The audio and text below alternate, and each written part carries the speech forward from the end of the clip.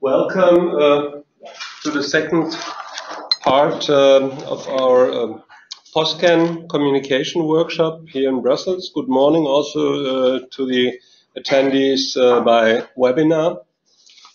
As I already announced yesterday, we will continue both parts of presentations, on the one hand from national mapping and cadastral agencies, and on the other hand from key player organizations. This will take us approximately 1 hour and 10 minutes, and then there will be time for questions, comments, and finding. We'll have coffee break, and afterwards 1.5 hours really for brainstorming, for discussions, and all the things which are needed there. So again, 1 hour, 10 minutes for listening, and as I summed up yesterday afternoon, that's very informative, and it's very helpful to, on the one hand, understand the different situations, but also to see the common picture. And so our colleague from Albania is announced, but didn't show up. So I would like to start with a national report of Poland. Simon.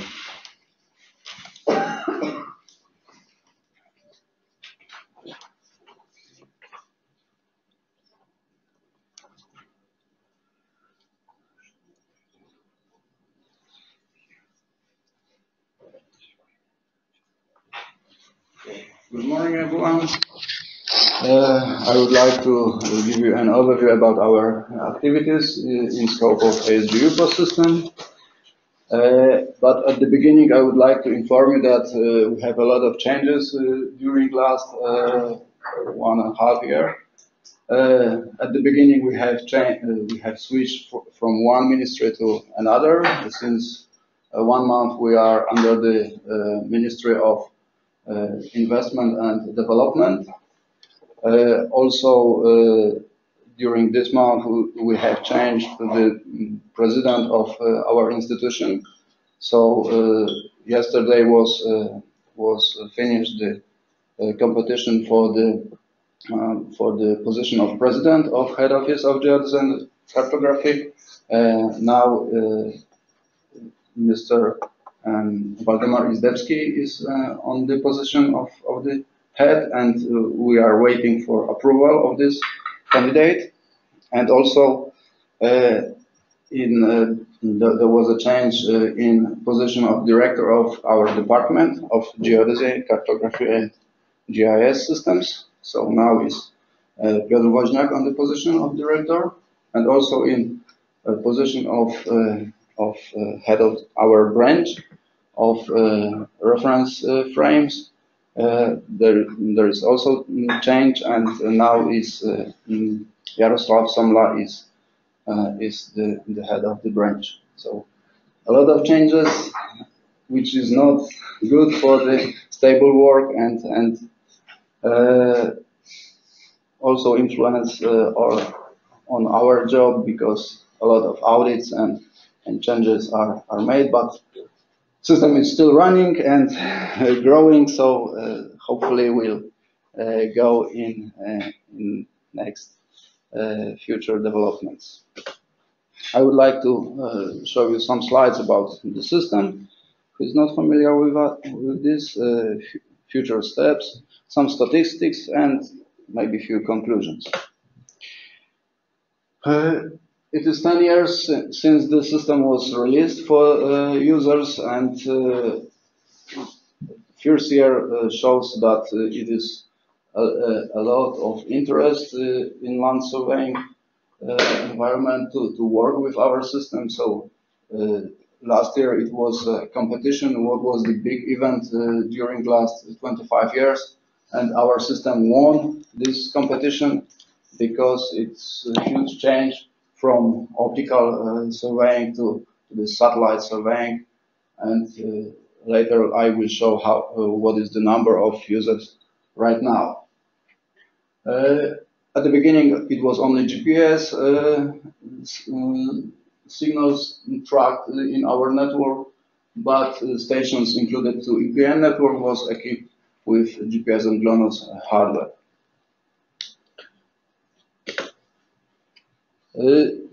Additional commercial services was established during next years, but at the moment we are the most popular system in Poland with almost 4,000 users.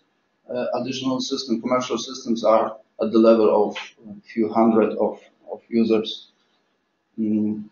All the systems are distributing GPS and GLONASS, and also from last news I know that Ladowski.net and SmartNet are generating correction data from Galileo and Beidou.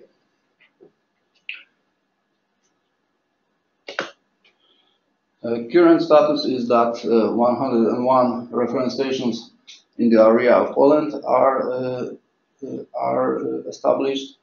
26 reference stations from neighboring countries who are connected to our network, and we have 2 independent management centers, one located in Warsaw and second in Katowice.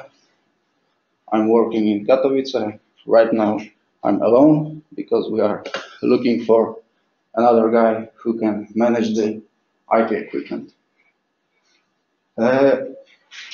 We have Trimble, mainly Trimble receivers and Leica. We have also connected some other manufacturer receivers like Java, Topcon, but Google is managing only these 2 brands. Now we have Trimble in release 3.10.4, and we are planning to upgrade it to the latest version 4.1. At the moment, the whole area of Poland is covered with network RTK correction data from GPS and GLONASS, and most of the receivers and antennas are prepared for Galileo and Beidou signals. But there are a problem to connect Leica GR10 to a Trimble Pivot platform, and we try to solve this problem with upgrade of our receivers. So we are cooperating with EPN. 8 our reference stations are included to EPN network, and also our calculation center is included to a densification project.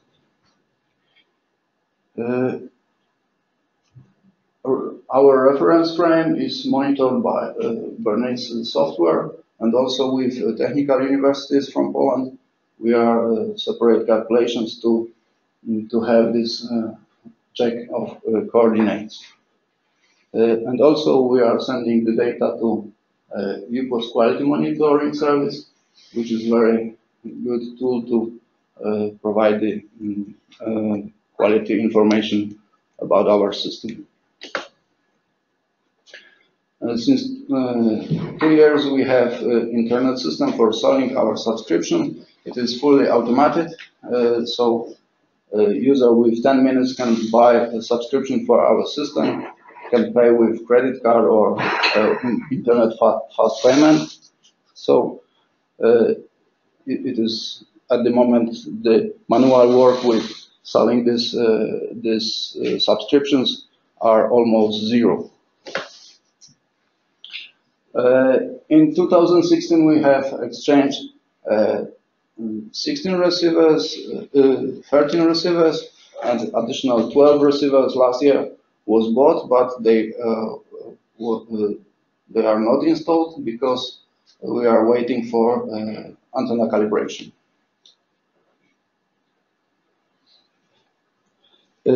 We have released the tenders for densification of our network, but there was lack of attenders, and we have to cancel these tenders. So this is the project of densification, the location of new stations. One EPM station in Biała Podlaska should be moved, or because it's since many years class B. So we will install another reference station close to that, and after a few years we will switch to that station.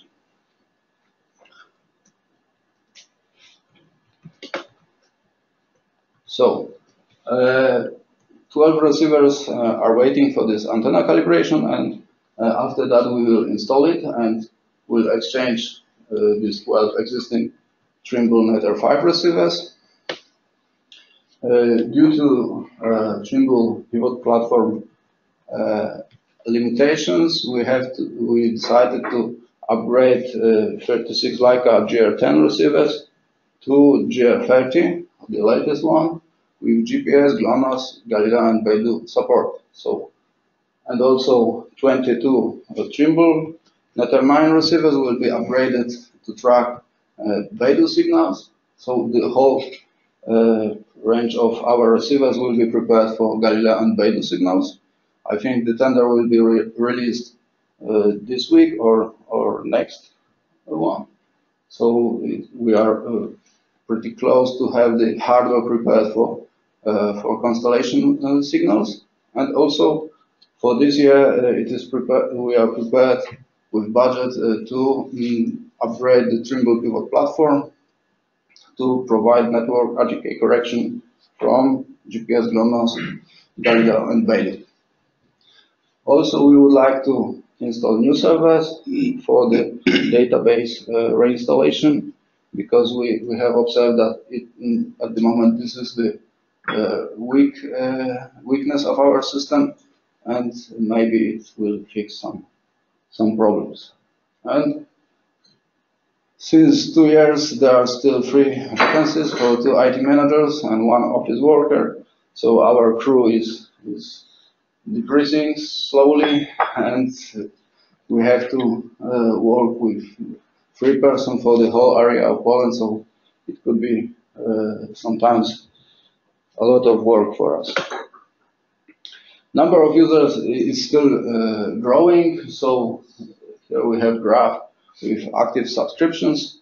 So the red line is showing that we are 100 users more than last year at the same period. So we are glad to see that even if we have only GPS and GLONASS and competition has this Galileo and Beidou option, we are still gathering more and more users. Since the introducing a payment, the number of subscriptions are growing, almost 200% more subscriptions we have sold, and also income from that subscriptions is growing, but not so fast. Mostly our users are from surveying companies, so 95% of our subscriptions are the high precision services, network RTK and single base RTK.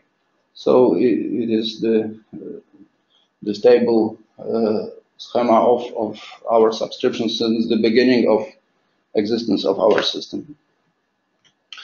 But since the opening of internet shop, we have observed that small companies changed from long-term subscriptions to short-term, and it's clear visible on the graph that this 1 week subscriptions is the huge number.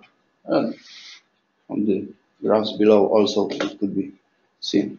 So, going to conclusions, the ESG post stations maintain and improve the state reference system in Poland and fulfill requirements of users for precise 3-dimensional GNSS positioning. Sorry, I have not finished this statement.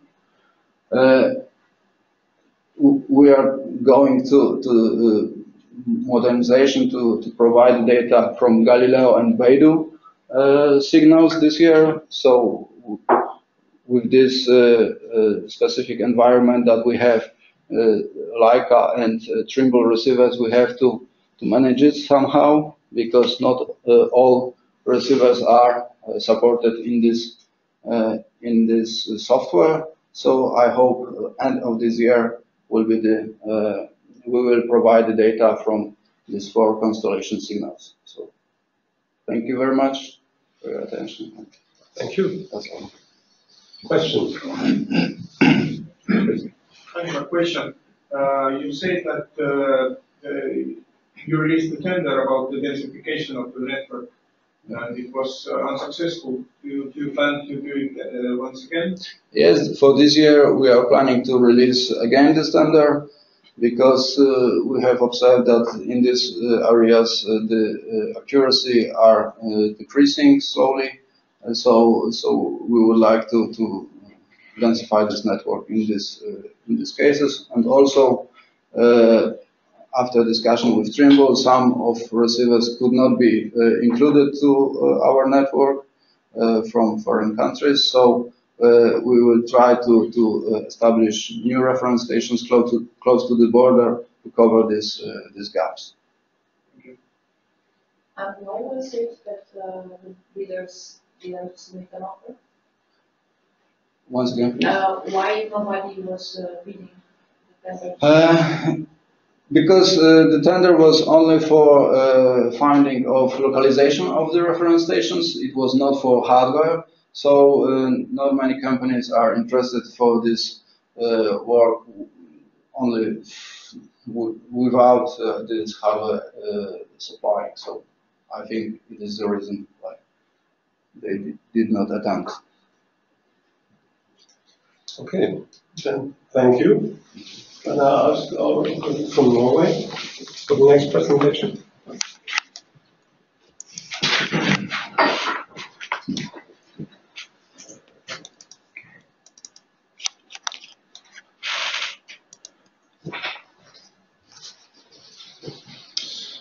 Okay, so I will give you a brief insight of what we're doing in Norway at the moment.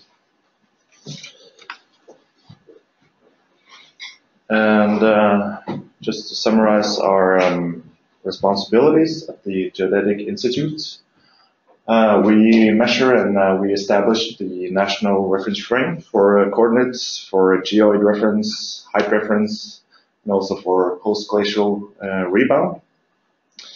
We operate a nationwide system of accurate satellite-based positioning, and we help to provide a uniform global reference frame by initiatives such as the Geodetic Observatory in Ny-Ålesund at Svalbard.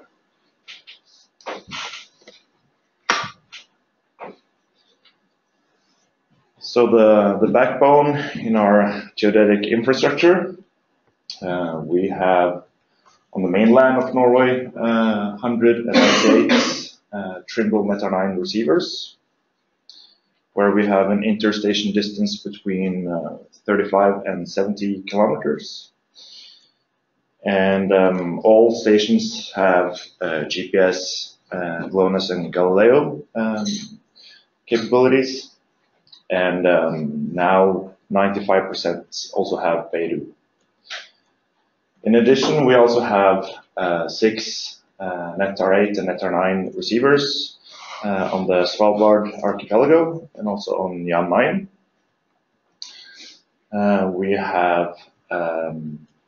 We operate 11 septentrion scintillation receivers for monitoring the ionospheric scintillations, and we own 9 of those. And we also have 8 Topcon Net G5 receivers for monitoring of the real-time network RTK system.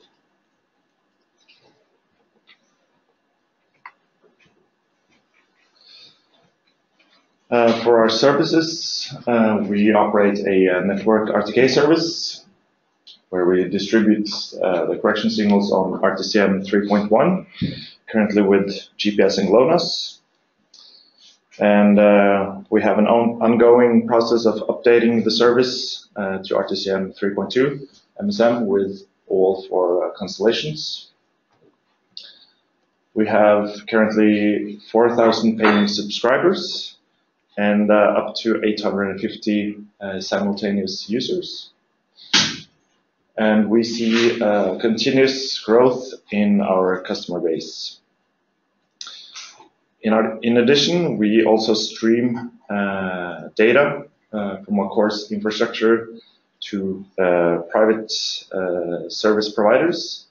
And in this example, it's TopNet Live that currently has 1,200 subscribers in Norway. There is also one other service provider with its own infrastructure, with Leica and SmartNet. We also have a DGNSS service, not very frequently used these days. And also we have an EPOS service offering WiMAX 2.11 and also 3.2, but only in experimental mode at the moment.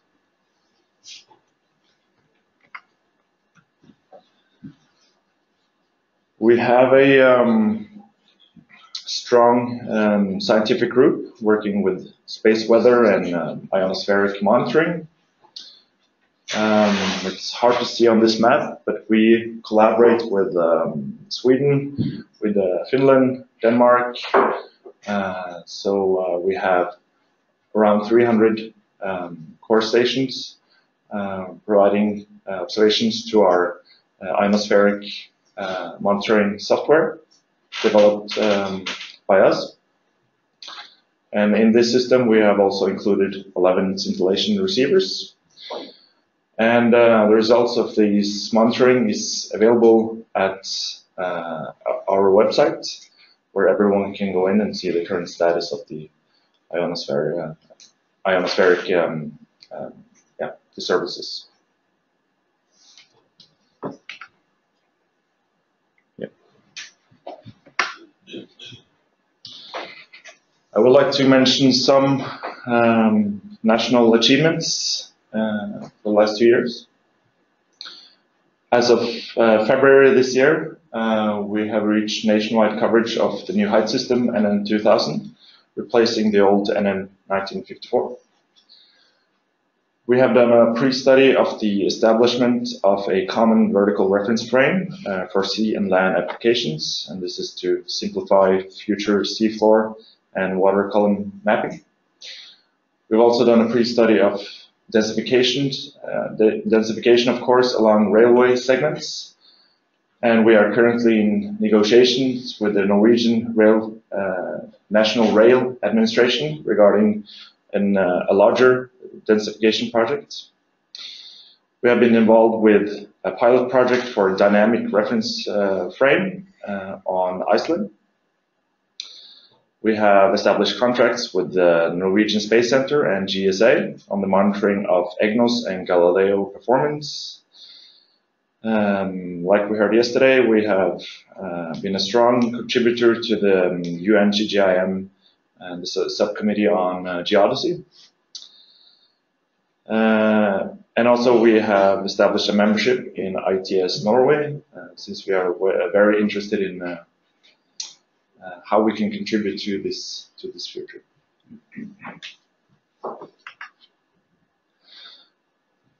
It might be a little hard to see here, but this is a video showing a prototype of viewing cadastral boundaries by using augmented reality on a smartphone.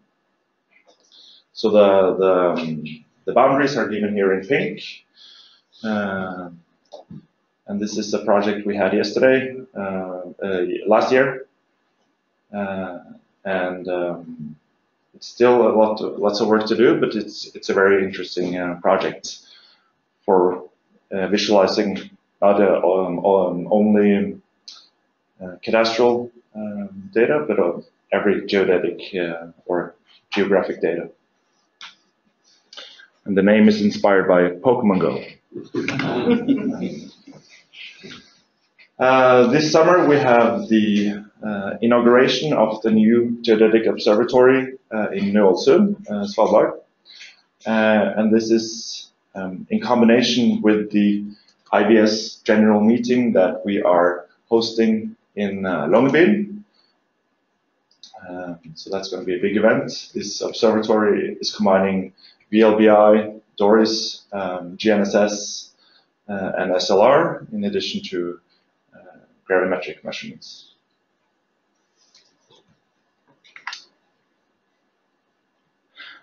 We have established some goals for the geodetic activities in Norway towards 2025. The first one is to make and maintain a global geodetic reference frame for Norway that makes it possible to combine the use of geospatial data and positioning services without having geodetic knowledge. Number two, it is to contribute to make Norway a leading country innovating safe use of GNSS. And of course, these goals have many milestones under each one.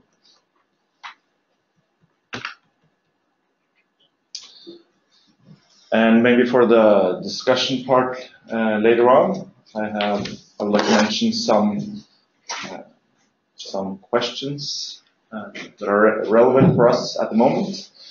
We see an increasing interest in real-time data from our national course infrastructure, from global, regional, and national service providers. We are interested to hear if there are more that have the same experience, and also how does the future look for network RTK services run by national mapping and cadastral agencies. And also, since we now get more services that will both be based on our infrastructure and also other private infrastructure,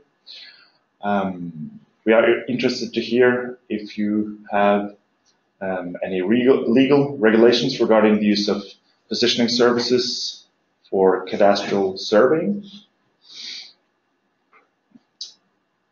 And the last one, we are very interested in the future of ITS, autonomy, and high accuracy positioning in the consumer market. And we wonder what role will and should the NMTAs play in this future. And obviously, I think it's important to have more cooperation across borders. Are these new systems going to be based on national reference frame or global reference frames? And are they going to use network RTK still? Are they going to use PPP-based services, PPP RTK services? There are many questions. The private sector is taking the lead in many of these new innovations. Maybe we should take a larger role than we do at the moment. So yeah, these are some questions. Okay, thank you. Thank you. Thank you.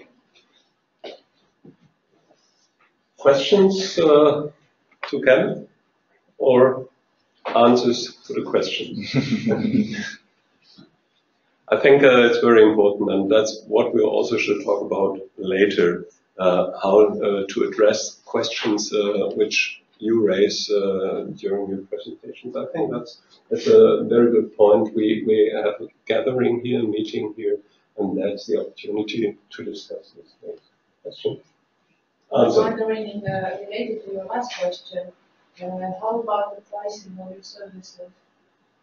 Do you want to go for free, or what is the fee currently? The fee is currently around €1,000 per year, and it's a little cheaper for some of our partners. But it's an ongoing discussion whether this should be free as well. But in the later years, when we had this discussion, it was challenging with the private market. So you can ruin the market base for the private sector if you make your public service for free. But we would like to make the most of our geodetic infrastructure, make more people use it, So it's a challenging, challenging to find the balance there. I mean, it's on the same point, so quite interested in the other that mentioned the pay or charge. Are these fees set to recover the costs? Yes. And do they recover the costs? Yes. So at the moment we have our entire infrastructure is financed by the user subscriptions. And that's also a challenging part when we, in the future, might have less users direct to our positioning services, and they will go indirectly by other private service providers that are using our geodetic infrastructure. So that can be a challenge in the future. And to my knowledge, it is covering the costs today. Yeah. Another point, so I like your questions, open questions. I'm not sure what the answers are, or that you will get answers, but it's a very good discussion that is shared not only in the geodetic area, but in a number of aspects of NNCA activity. Good question for discussion. Okay, thank you. And we move on to the final speaker this morning, National Report of the Netherlands. Not of this morning, but yes.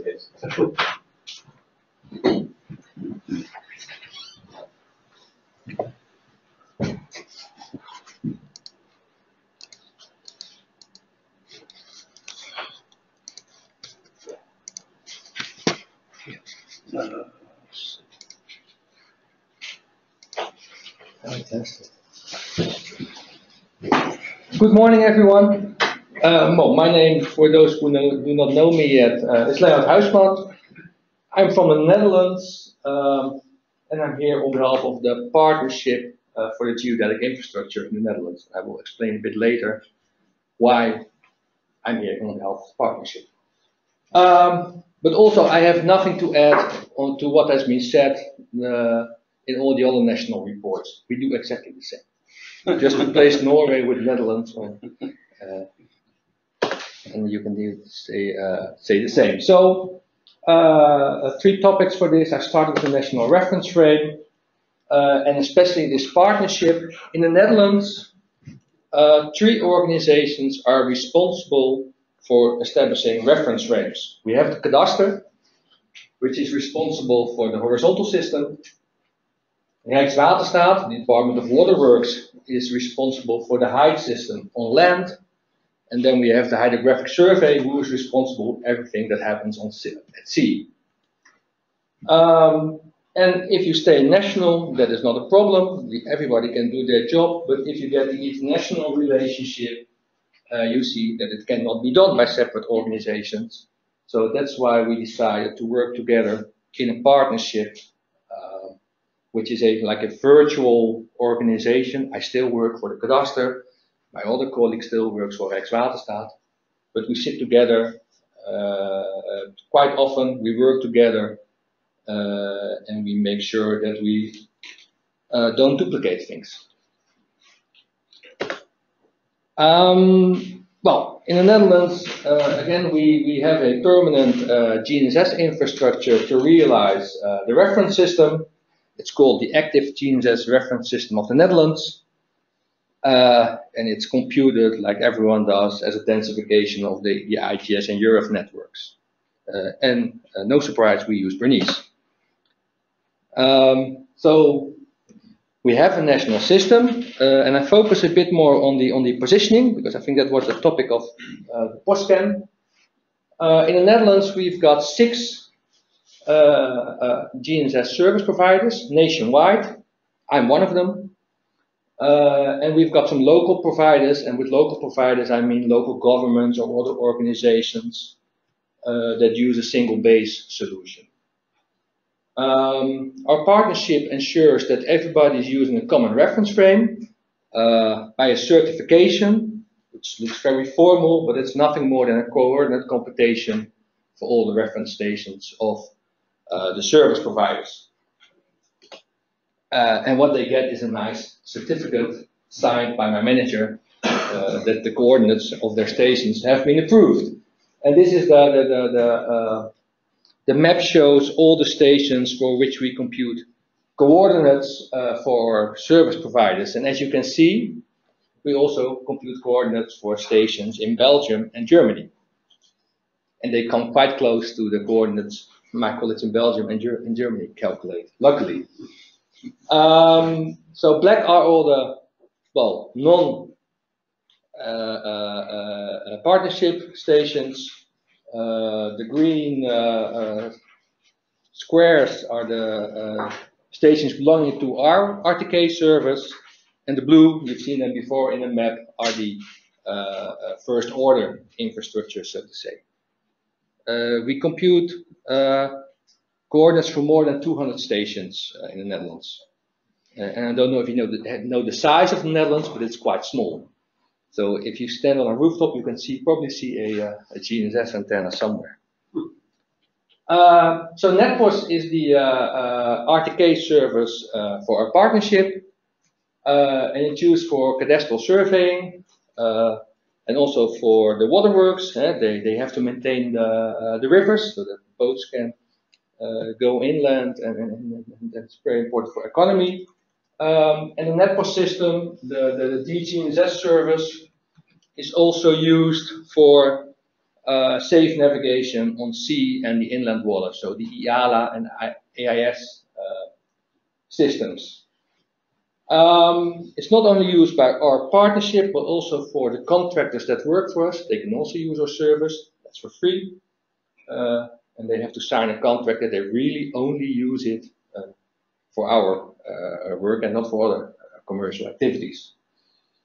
And besides this, we also make it available for research, education, and innovation. So in the pictures you can see a cadastral surveyor. I don't think that's a boundary, but it's a nice picture. A ship from Rijkswaterstaat and an autonomous bus that's driving on the Dutch roads. And they trust on my system. And I've been in there, so I also trust it. Just to show you how this system is used, the black dots are the cadastral surveyors. So we have about 200 surveyors at Cadastre, that go out to measure or reconstruct boundaries. The Department of Waterworks is quite active on sea and on the rivers. And I think you can also nicely see where you still have mobile coverage on sea. The gaps probably indicate not that there were no ships, but there is no internet connection. And you can also see that we've got quite some contractors doing cadastral surveying. So that's about the national RTK systems. And if you would have a plot like this from one of the commercial providers, it would look, of course, very similar. And if you put them all together, we might cover the country. So that's about what we do in positioning in the Netherlands and how it's organized. Quite similar, I think, to what we've heard before. And I thought, well, let's also say something about Galileo Ready. Galileo Ready is this nice statement that all the hardware providers put in their folders, and their software providers say it's we are Galileo Ready. Well, I'm proud to say that in the Netherlands we are also Galileo Ready. All our hardware is Galileo Ready. No, not only Galileo Ready, it's actually tracking the signals, but it's not being used in an RTK service yet. We have a test version available of the software. We use the German, the Geo++ software for this. There's now a test version available which supports Galileo, and this means it supports Galileo that you can do a network computation, so you can compute the network with Galileo, but you cannot generate yet virtual reference stations, including Galileo data. You can fix the network. So hopefully in the next release, also the generation of VRS data is available. And then we can start providing Galileo to our users who actually ask for it. We all hear the benefits that with Galileo, especially in urban canyons, at higher elevations, you have more satellites. That it improves the availability and reduces the fix times for your RTK measurements. So, well, our users ask for it, and we hope to provide it soon. Of course, I couldn't wait for the software, so I did an experiment. We have a 3.5 kilometer baseline in Apeldoorn with 2 Galileo Galileo tracking receivers, both choking antennas, both different antennas, but the same hardware, so no issues with hardware biases. And as soon as we got the announcement in December 2016 that Galileo was available, I started to do RTK. And what you see here, the orbital period of Galileo is about 10 days. And each color is a day in this orbital period. So day 0, 1, 2, 3, 4, 5, 7, 8, 9. And then the lines from above are different weeks, so different orbital periods. So the bottom one is 10 days, the next day is 11 to 20, 21 to 30, 31 to 40. And this was the availability of getting a RTK fix on this 3.5 kilometer baseline. Luckily, in summer, 4 more satellites came available. And I saw a big improvement in the availability of just single baseline Galileo. So no GPS, no GLONASS, no Baidu, only Galileo. So since December, I've been waiting for the next satellites to be switched on to update this plot. And I will now transpose this plot a bit. You will see again the results of the summer period. But now the days are on the y-axis and the weeks are still on top of each other. And why do I make this plot? Because I can't wait to do a cadastral survey with Galileo only.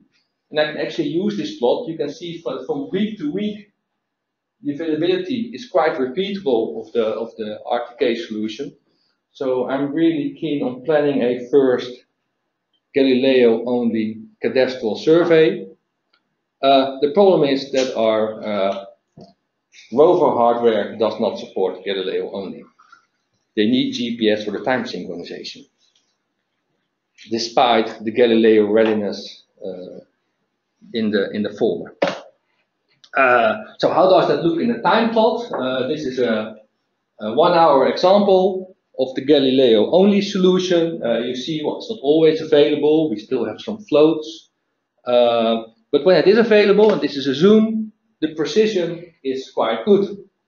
You see a standard deviation at the centimeter level, even with this is what you could say outliers of the Galileo only result. Is this good? Is this bad? Well, I also compared it to the GPS only, and you actually see that it's quite similar. So are we there yet? Well, the GPS only and the Galileo only result, you can see the number of satellites that were available during this hour. Well, clearly we just need 1 or 2 satellites more and it might be a real success. So I can't wait, to say so. So that's on the Galileo. Then I have one last slide. This is also time for a commercial. There is another symposium in the next month, which is the Europe Symposium in Amsterdam. Well, you can hear a lot more national reports there to what other countries are doing as well. And of course, there will be also other interesting presentations on the reference frame, the European reference frame. And also the day before the symposium, there is a tutorial on INSAR, the radar observation technique, and the relation with reference frames. And for those of you, I think already quite some of you have registered for the Euro Symposium, but who's not coming, and also if not a colleague of you is coming, please be invited to come to Amsterdam. And well, I hope that will be the same nice meeting as we have here. Thank you for your attention. Thank you. Yeah, very interesting to see these Galileo results. Questions?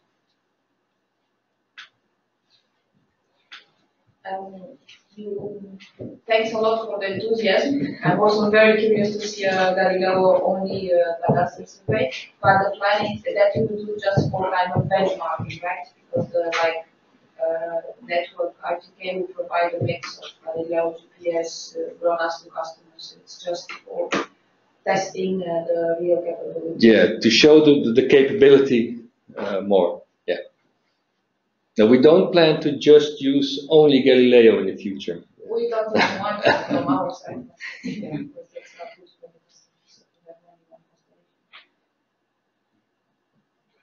You started saying how similar your information on other countries. Do you charge for your services as well? No, our service is only available within our partnership, and it's not available for people that don't work for us. So if you work for a local government, or if you're an engineer, or doing something in construction or agriculture, our service is not available for those applications, only for the surveys within our partnership. Which is the same as in Norway and other countries, of course, a big discussion whether this, because if we talk about duplication, well, there is a lot of duplication in infrastructure. Okay. Yeah. Sorry.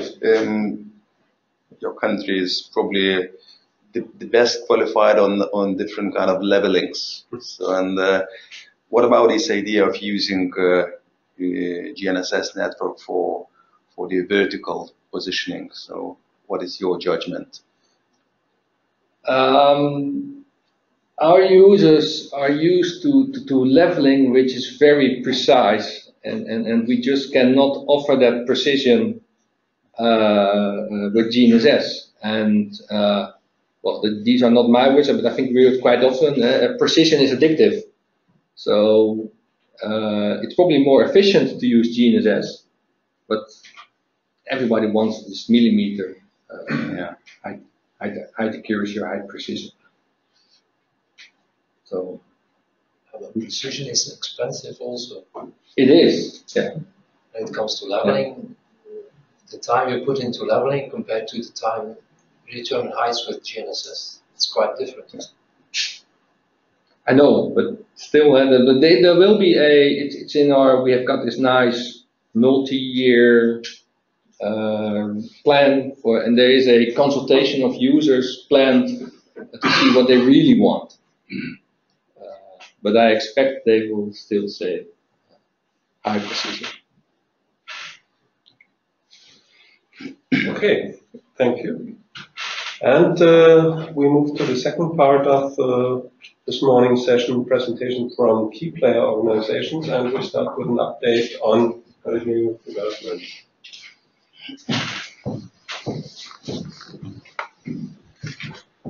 So please keep the time of 15 minutes each. 15. 15.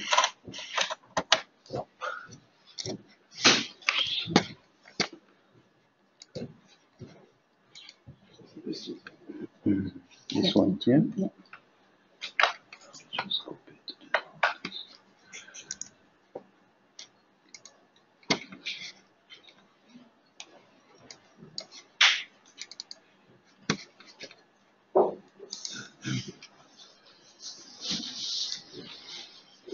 Thank you. A lot has been said about Galileo today and yesterday, so I will try to focus also keeping the 15 minutes time only on some of the key points, and also that means skipping a lot of my slides. I'll try to keep it short and concise. For the ones who don't know me yet, my name is Alina Hriscu. I work at the European GNSS Agency, GSA. The acronym is not always evident, but that's the same thing. First, let me start with what made Lennart so excited last December for the space nerds here. You can see it. That's the last Ariane launch in December 2017. of bringing 4 more satellites to the orbit. I'm sorry that you cannot hear the sound, but it's actually quite impressive. Actually, I could maybe, yeah, we maybe could switch on this. But there is an echo again. Yeah, an echo with the Jabra. Yeah. Okay, then don't worry.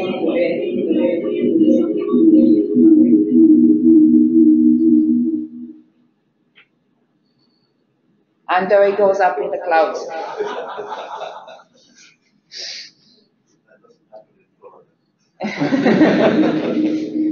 Yeah, so maybe as you know, now the Galileo satellites are also launched via a full European launcher, Ariane 5, that needed to be modified in order to carry 4 satellites at once, switching from Soyuz, Russian launcher, that brought only 2 satellites at once. So, and then it goes through the separation and the different phases that brought the satellites to the right orbit. This is the outline of my presentation. First, a small introduction about GSA, state of the play of EGNOS and Galileo, a few words about market and technology trends in GNSS global market, highlights of Galileo and EGNOS for surveying and mapping, and a few words about what are the things we do in order to ensure Galileo adoption across the different segments. We are what GSA does. Our mission is to have to play the role of gateway to services. GSA is the service provider for EGNOS already since 2009, and for Galileo as of last summer. We also are in charge of developing the downstream applications by the market development strategies. GSA also plays the role of security of the system, of Galileo system. We have security accreditation on the different sites, as well as the Security Monitoring Center, which is mostly related to PRS. There's a few centers. The headquarters are in Prague. We are not so many, 160, and we represent almost all the European nationalities. Again, the Galileo and the EGNOS system are funded by the European Commission. So European Commission is the program manager. In a partnership with ESA, which is the technical architecture of the system, we bring all the deployment and the contracts and the satellites in space. It's done by ESA. And to the right, that's where GSA fits in the picture.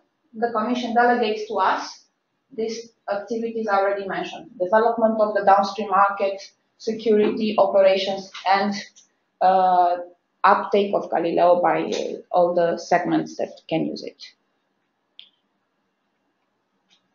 I think you already know everything about EGNOS, that a sub-meter accuracy for free. It's also intensively used for aviation, but not only. And you also have an access to EGNOS collections via internet and terrestrial networks via EDAS. Please take note, together with EuroGeographics, with Saulius, we are organizing a webinar on June this year from 11 to 12. So we would like to actually give all the details about EGNOS usage in mapping. So in case different partners are interested, or professionals, even students, please subscribe. You'll get further notifications from Saulius and the EuroGeographics network. I apologize for my voice. I'm still a bit sick, and the wine last evening at the dinner was very nice, but didn't help, so I sound a bit funny. Galileo is offering few services. Of open service, dual frequency, you already know, positioning, timing, and navigation. PRS, public regulated services. This is mostly for governmental use, army forces, police, and so on. PRS competent authority at the national level is necessary in order to use this, not so much for focus of the people here today. Search and rescue. Galileo has the unique feature that not only will actually transmit a signal via COSPAR-SASA to emergency services, but it has the return link service, which will have transmitting a signal to the user finding themselves in distress that help is on the way. There's no other GNSS system in the world having this feature, the return link capability. High accuracy service, I will say a bit more about that. It was before commercial service. Now it was decided it will be for free. This is called HAS in a short word, and also the authentication code base that would be for professional users, and it's still envisaged to be for a cost. We also will organize the sister webinar from EGNOS focused on Galileo shortly after the EGNOS one. Please stay tuned. We will announce the date and the time. Was already mentioned the advantages of multi-constellation and multi-frequency yesterday. Just a few words about what Galileo brings to the picture. There are some, not only that multi-constellation, as we saw and it was extensively discussed, is beneficial for the users, but Galileo has a few very specific features that no other GNSS has. So, for example, we mentioned the high accuracy service, going down to a few decimeters, 20 centimeters. The signal authentication that's also available for open service, providing a sort of a digital signature that the signal doesn't come from a spoofer. It's also, via its E5 outbox, it's also more resistant against multipath. Together with multi-constellation, all these come together to actually enlarge the applications and create new services and improve the existing positioning services. So that's why the focus on Galileo is increasing. Let's also remember that it's all made in EU. It's a completely EU system. It's completely civilian. That means that GPS, GLONASS, and Beidou, they're still a military system organized by military. And you might have remember, you're here much longer than me, about situations when GPS was jammed in purpose and then nobody could do any measurements and the surveyors could work on it. That will not happen with Galileo because it's a civilian system and they will be not used for army. We have PRS, separate encrypted signal for anything related to army. Civilian system is for civilian use. That also has another advantage that you can actually communicate to the system and to the program managers directly, a bit more about that, and give feedback and ask questions. That's unique as well because you will not actually check with the military GPS telling about comments about what you like and what works well and what doesn't work so well. This we already mentioned a little bit. This a launch plan. Initial services were extensively mentioned. We are 22 satellites launched in orbit, 10 more to follow by 2020. The slots are being procured and the exact dates will be announced later. You are quite familiar that already the majority of the platforms are supporting Galileo. This where we keep track of it. And then that's one of the things I said about it being civilian. We have a GNSS service center. Not only that, here we publish all the documentation that the system related, and we have a help desk. Here it's quite active, and within a few days you'll get a response to any question you might have. What are the orbital slots? Why is this not working well? You can have in your inbox direct system update, and also report incidents and so on. Additionally, we also publish here public performance reports, since now we are into service delivery phase. So we have the performance report on a quarterly basis. Here's just one example. These are available at the website. What does this say? This is the horizontal positioning error for 3D positioning. That was in November 2017. You see here the numbers. It's 1.4 meters, and the main message here is that it's overperforming the minimum operational standards we actually define in our service definition documents. So performance is actually better than expected. All the details and all the different measures are available in the quarterly report. Now a few words about the global GNSS market and why this continues to be growing and important, focusing mostly on surveying. You already know that surveying, mapping, and construction are the main drivers in high precision. Here you see the numbers. Most of the 95% of the GNSS devices in high precision are driven by these three fields. In concrete terms, this is also the shipment by devices is expected to grow fourfold by 2020 with respect to 2025 with respect to 2015. So in 10 years, a fourfold increase. So it's continuously growing, and there's a lot of money to be made by that by all people, from providers of equipment to augmentation providers. The trends of multi-constellation, we have already seen that increasingly all the constellations are being supported. Also, increasingly all the frequencies. We've had about a bit over 30% of double frequency support. Still, L2 is being supported, but we actually see an increase in the second frequency of choice to be E5. A bit more about that later on. And also an important message here is that about 30% and growing of the GNSS receivers in high precision, they're supporting all constellations. These are numbers from our market report, last market report. A new one will come next year. So this will actually be up to date. In surveying and mapping the trends, increasing availability of low-cost equipment and multi-constellation support. We already saw that an interest in precise point positioning techniques in combination with RTK or for different areas where RTK is not available is also growing. Another interesting trend that we actually hear a lot about is synergies with Earth observation. And very important as well, use of UAVs, unmanned aerial vehicles for mapping activities. And other trends are related to technology. It's a fast-moving technology field, and what we see is that positioning is provided by different techniques, where multi-constellation, multi-GNSS is just one of them. All the other ones, 3D SLAM, MEMS integration, smart DAS, cooperative peer-to-peer positioning are complementary technologies. However, GNSS is here to stay because it's cheap and is the most reliable outdoor positioning. So it's there to stay and it's growing.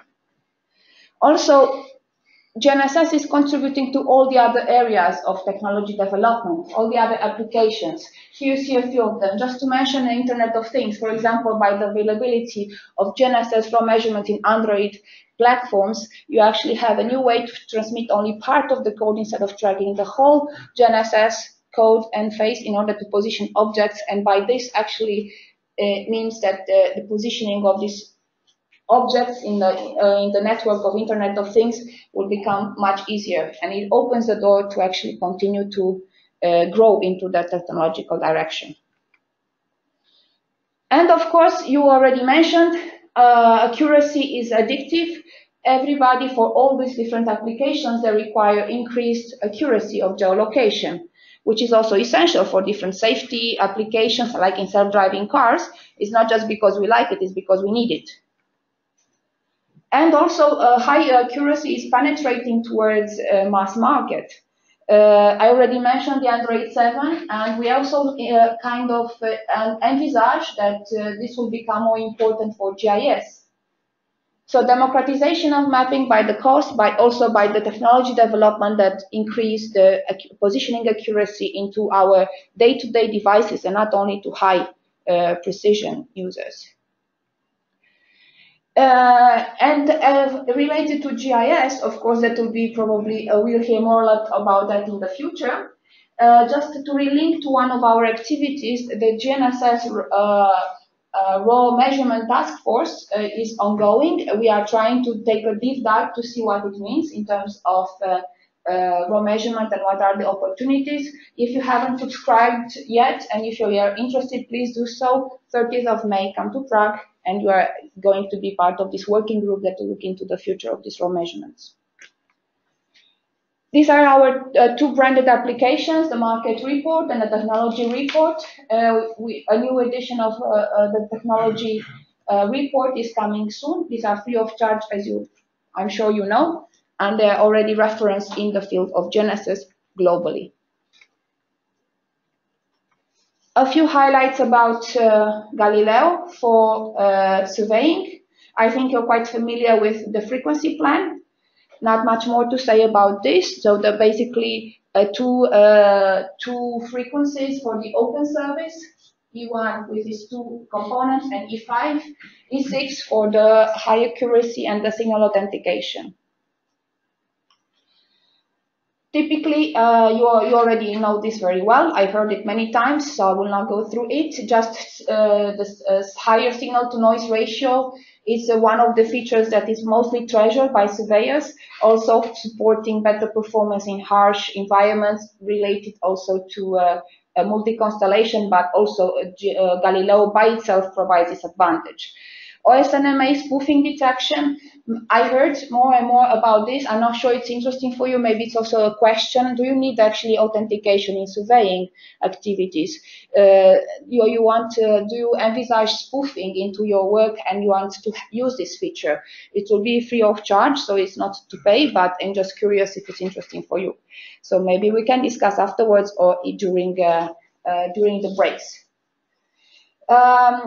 Also, worth to mention is not that only the second frequency E5 that you already know will be supported by all GNSSs. By complete deployment of the overall constellation, there will be more than double E5 satellites providing this frequency. So please remember also that L2 will not be fully supported anymore by the new generation of GPS, and don't play your cards on the second frequency of choice to be L2.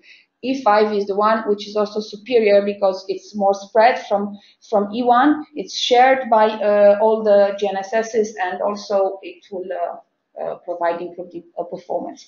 There's also the third frequency, ECB, that will become that is unencrypted, so it can be also used for ranging, and tree laning. So that will be another third frequency to be used already now. Everybody is curious about the commercial service. What happened? Yes, it was indeed true. There was a decision to go for free. It was a long way to come to this decision by both member states. So you mentioned even in Netherlands, in small countries like Netherlands, or in bigger countries like Germany, how many entities are involved in taking a decision. Well, only imagine European Union. Still 28 members to come to a decision with different entities in that. And indeed, also there was a stakeholder consultation with industry, and the decision has been to go for free. Full provision of the services is planned to be by full operational capability by 2020, and the expected accuracy is to be in the range of 20 centimeters. Between 2019, we will have a test signal that you can actually use and play with. And these are a few features about the signal that are currently envisaged. If you like, we will have the slides afterwards, so you don't need to remember all this data or think that you don't have the time to read them. You already know about the update in the RTK. You provided this yourself, and I'm getting signals that I should hurry. Please also remember that we keep track of it. You already see many of you are represented here at our usegalileo.eu website, where we keep track of all the not only devices but also network providers that upgraded to Galileo. Let me know if you're not here, and you should be. Some of you were already contacted by us and you are there. This was already mentioned, the CLGE workshops by my role, where we actually try to take a deeper dive onto what you still miss. And I'm also happy to hear that many times. Given the time, I would like to say that our strategy of adoption is tailored to each market segment in terms of understanding the user needs, stimulating the demand and adoption, interacting with the key stakeholders, but very importantly, also by our R&D funding programs. And this brings me to, if you're looking for funding, and if you wonder if the national mapping agencies are actually eligible, they are. So please have a look at our upcoming calls. We have two main R&D programs, H2020 developing mainly applications and fundamental elements focusing on receivers, antenna, and other technologies. This is H2020. It's coming soon in October. These are the different schemes. So we see that we have 20 million euros putting on the table for developing applications. Very interesting, maybe as for you as well. Maybe EuroGeographics and other networks are interested in awareness and capacity building, which is a fully funded scheme to actually raise awareness and organize trainings and communications activities about Galileo and EGNOS. So that's also 2 million going in that. Here were a few beautiful examples of projects in H2020. I will not go through them because the time is up, but I like to say that we develop state-of-the-art, integrating with complementary technologies, products that go to the market via our projects in H2020. And I promised you a flavor about Copernicus. What we see is that all the Copernicus services right now, they're being sought for by different players. Also surveyors are very interested in that. And we actually see a lot of potential development in synergies with eGNSS.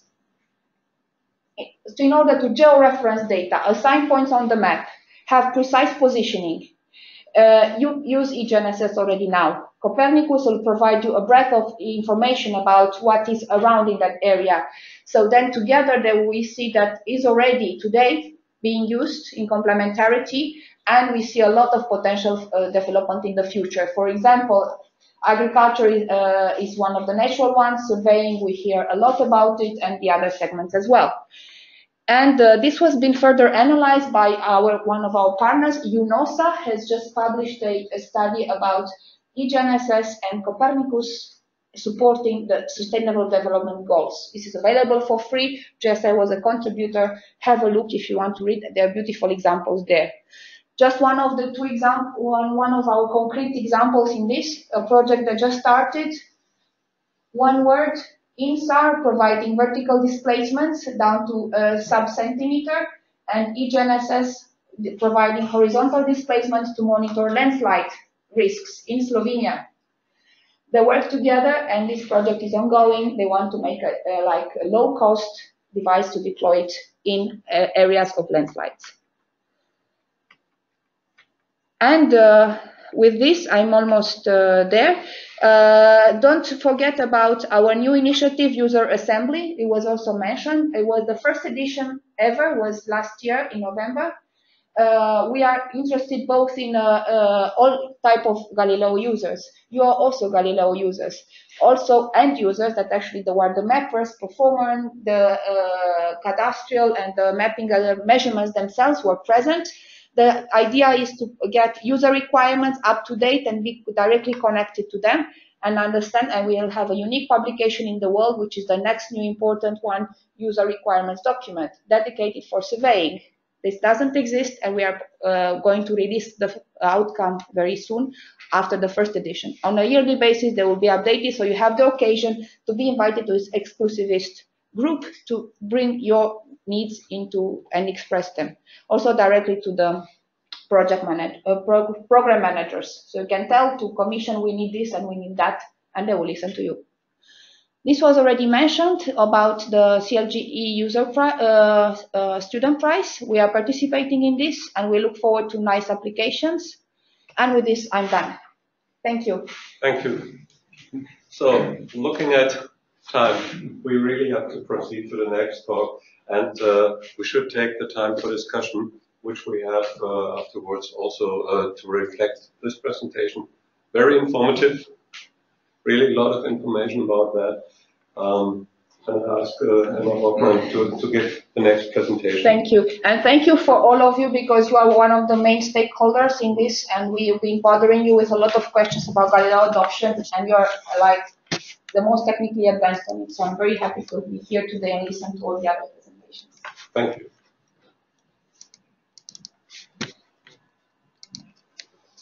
Yeah, welcome. So Galileo was a topic in many of our talks and national reports, and I found it could be interesting to share some, let's say, some results and things which we gathered, and it will be hard also to meet the time.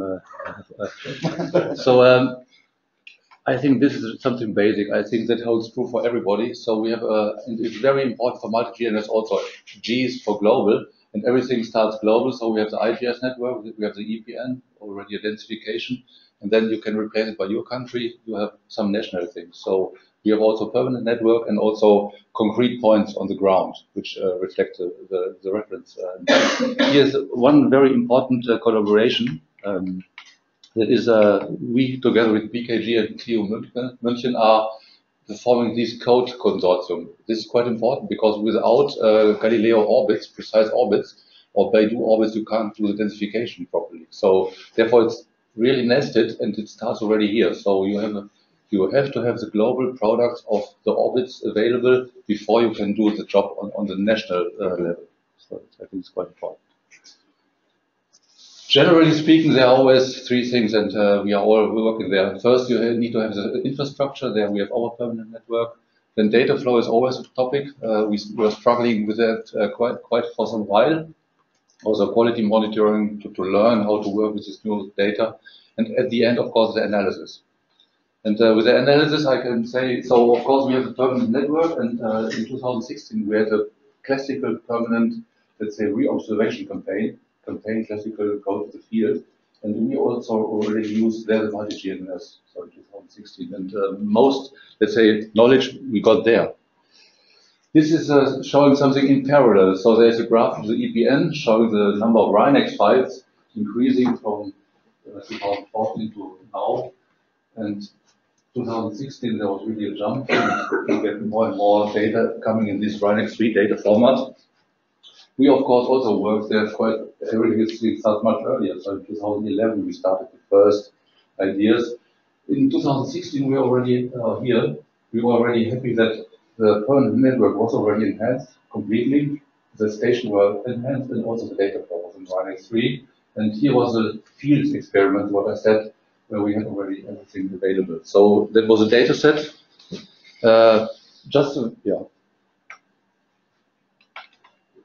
I said we had in operation already everything. That is the statistics of our daily processing, top, and hourly processing on the bottom concerning RINEX 3 and RINEX 2.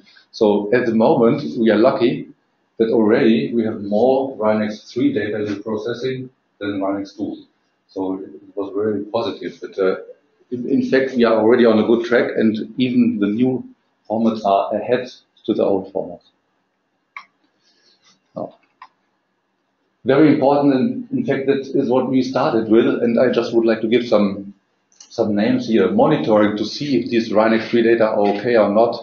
You need some monitoring software, and which we are used is first of all the Anubis from GOPE, from Czech Republic, and the BNC from DKG. Very nice tools where you can do a lot of monitoring.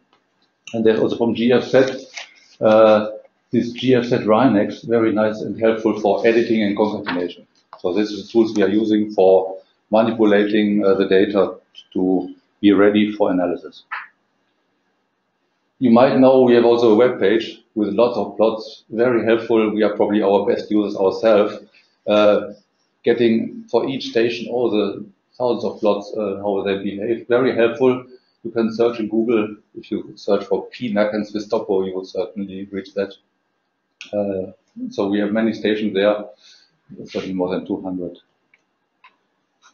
I said already, this is a nice surveyor's work, field campaign. We have 200 points, and there we really got a lot of knowledge. And the big advantage was also the data are a little bit more, let's say, they are not so time critical. So they were once measured, and they are in the data archive, and they could wait a little bit.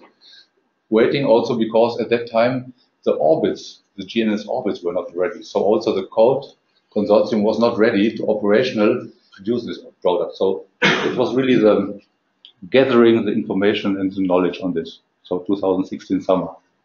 Typical campaign processing on the left-hand side. On the top, we have here the permanent station in the back, and then all the weeks observed many points, roughly 2 days. And we included also campaigns from our colleagues in Germany. They used it in a different way. They had only 6 hours and separated in time. So you can do it differently. We have roughly 2 days in a row, and then that's it. Also quite important, in parallel, we improved this Bernese software. Of course, we use Bernese software. 5.3 is the development version, so it was improved on the global part as well as on the local part. So, and with this version, we are capable to also process the Galileo as well as Baidu.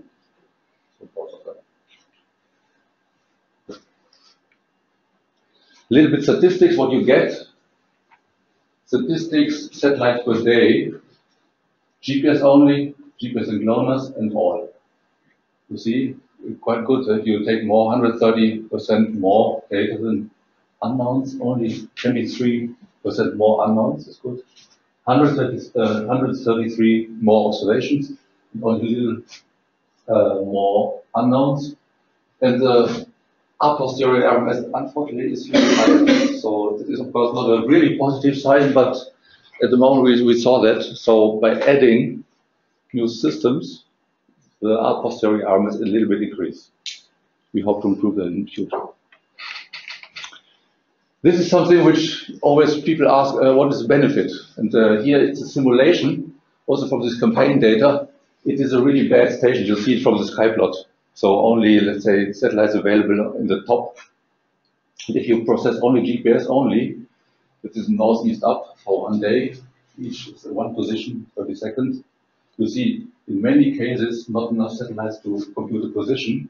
But if you go for all constellations, you have all the time nice position. So that is really, I would say, the main benefit also from taking more satellite systems. You really can get a position all the time under difficult conditions. And there's something which is a little bit complicated, but the focus on precise.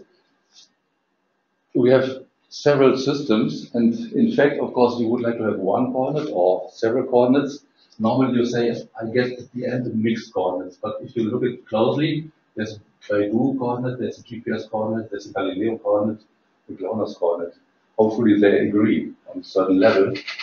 And from the software you can decide, do you like to estimate one coordinate or 4 coordinates, or the coordinates by system. And the same holds true also for the troposphere. So it's not only 3 coordinates, it's also the troposphere by satellite system. So this is quite complicated. Make it more clear what happens for this analysis of this campaign. If you say that this horizontal difference for these 200 points, mix means an average of all satellite constellations with respect to GPS. This is 1 centimeter here. That's lucky. So some is millimeter too, it's no problem. For the height, it's a little bit more. It's different. Mixed to GPS, you see there are several coordinates differ by more than a centimeter. That is what we see usually. That of course we have other satellite systems giving another coordinate, and if you a little bit try to sort it out in our field equipment, then these inter-system translation parameters, that's the name for that.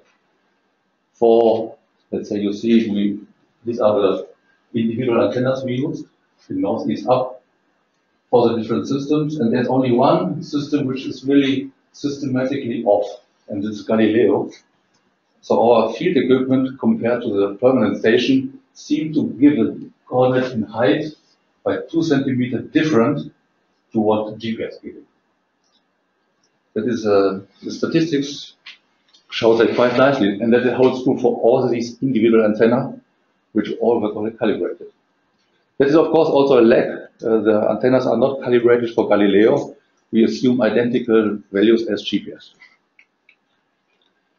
That is the same for the permanent station. There's no problem. And of course, you can have also a long-term view. That's inter-system parameters, GPS GLONASS in red.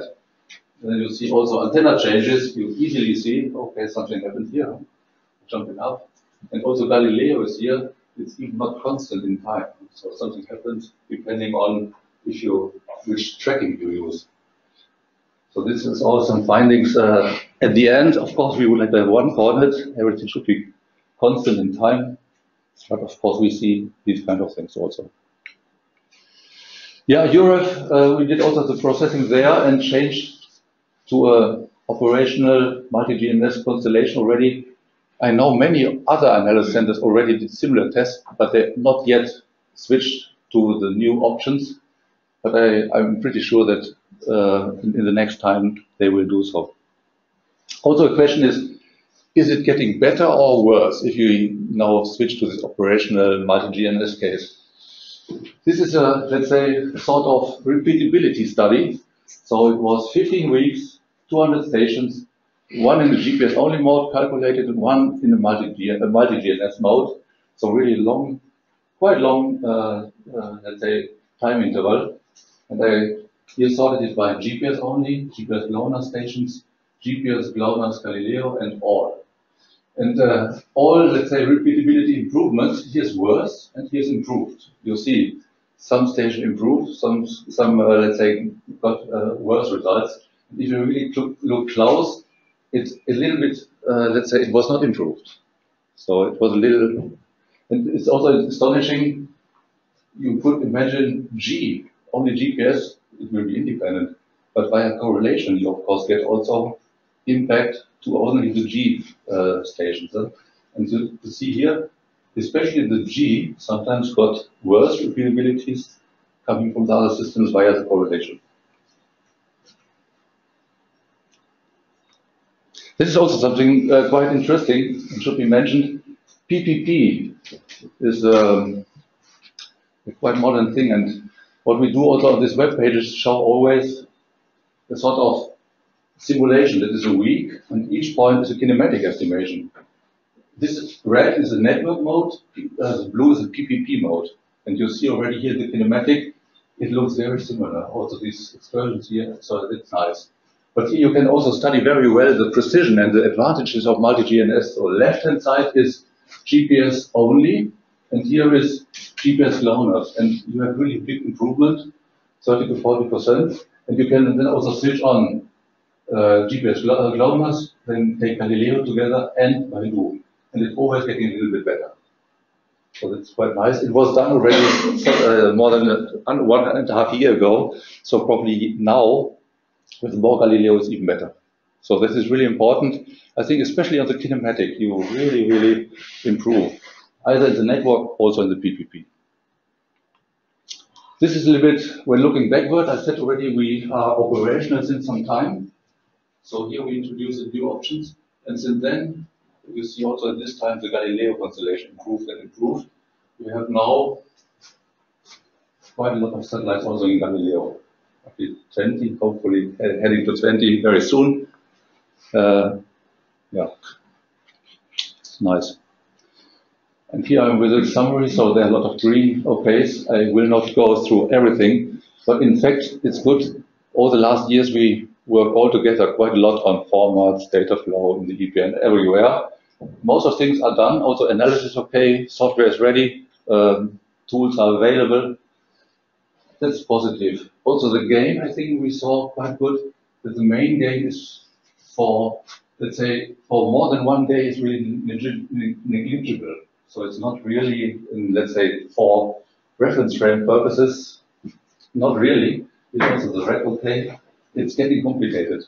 You need to monitor on the biases. You need to know what are the differences between all the systems. Are your antenna stable? Is it okay? Will you get at the end a good identical coordinate for the system or not? So that is possible, but make it complicated. And I haven't said anything to the real time yet. So we have also RTXNet from Trimble installed and it's available, and also our users can use it. But at the moment, only 15% are using it. So it's not coming from the market that they really would like to have these. It's already available since some months. But I think also the user side need to be adapted to these new satellite signals. And I think here I'm done. Oh, thank you. So, one question. Not at the moment. Yeah. You showed the difference with the other GPS in terms of vertical positioning. For Galileo, there seems to be a bigger error and also showed some instability. What do you think is the cause for this? What I showed is one station only. where we ask, the majority of stations behaves quite constant, but at least it's a problem. Also in the campaign data you saw, at the end, our Galileo coordinate is 2 centimeters off to the GPS one. And the Baidu might be a little bit less. So at the end, it's a majority voting, depending on number of observations, which coordinate you get. If you say, I would like to estimate one coordinate, then depending at the moment, GPS and GLONASS is dominant. So these two define your coordinate. And if you have a little, at the moment, at that time, Galileo was only 20%, it could be off by 2 centimeters, but the average is almost unaffected. So, but at the end, of course, Galileo only solution would give 2 centimeter different coordinates. So at the end, the user will end up and need to decide what to do, or we as service provider, reference frame control, I mean, we should say which is of the coordinates, so they should one coordinate and not the GPS and the Galileo coordinate. Yes. I agree, it's really a challenge. You have to identify it. There seems to be some systematic effect, which needs to be resolved. So I'm not surprised by these 2 centimeters. I'm surprised about this quite excellent fit already today. In fact, I said everything that I think is very positive. But I mean, for us as reference frame control agencies, we need to monitor these biases. So we do it on the web page and know it also if they are constant in time. At the moment, it's on a level where it doesn't matter. So our clients will not see it. On the reference side, it's okay. There's, for example, one Austrian site.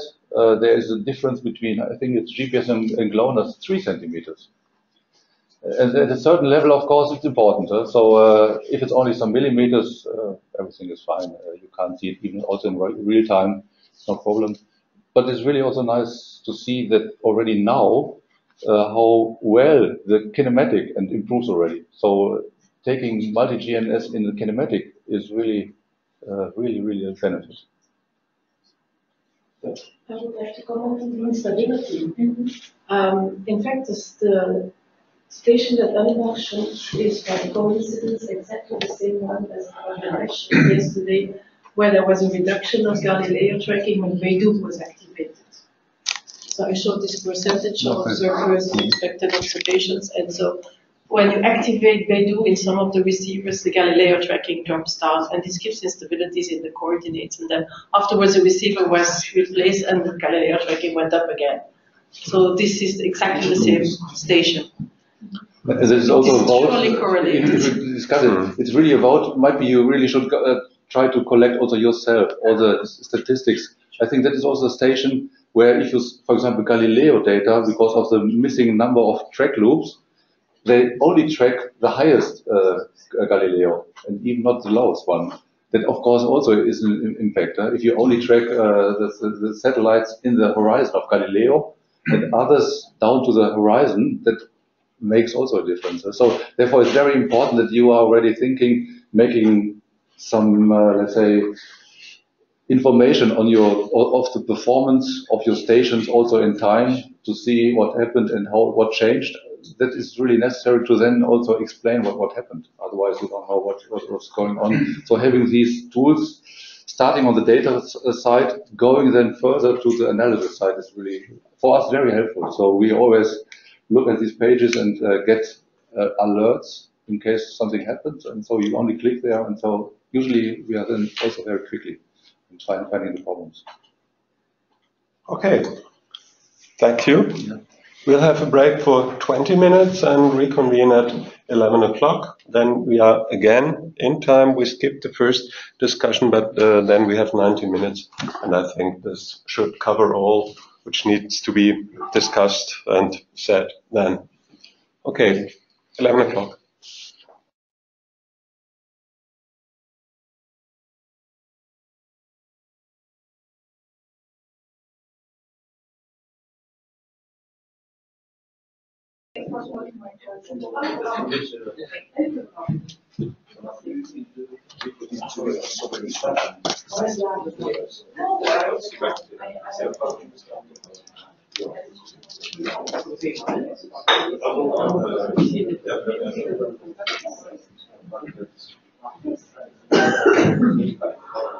So now I ask Saulius to give us presentation or short introduction.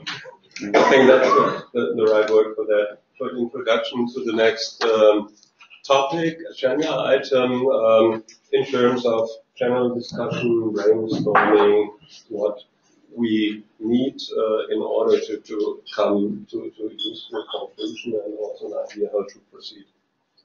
Thank you very much. I think, yeah, I thought that we'll have a brainstorm about, you know, how we're organizing, how we're doing there in the PosKEN Communication workshop, and how we can do better, maybe, and how we can proceed further. So, but of course, because we missed a bit of the session on questions and summary up after the whole presentation, I think we can also touch a bit something the common tendencies that where we should pay more attention maybe on the subject have been presented by other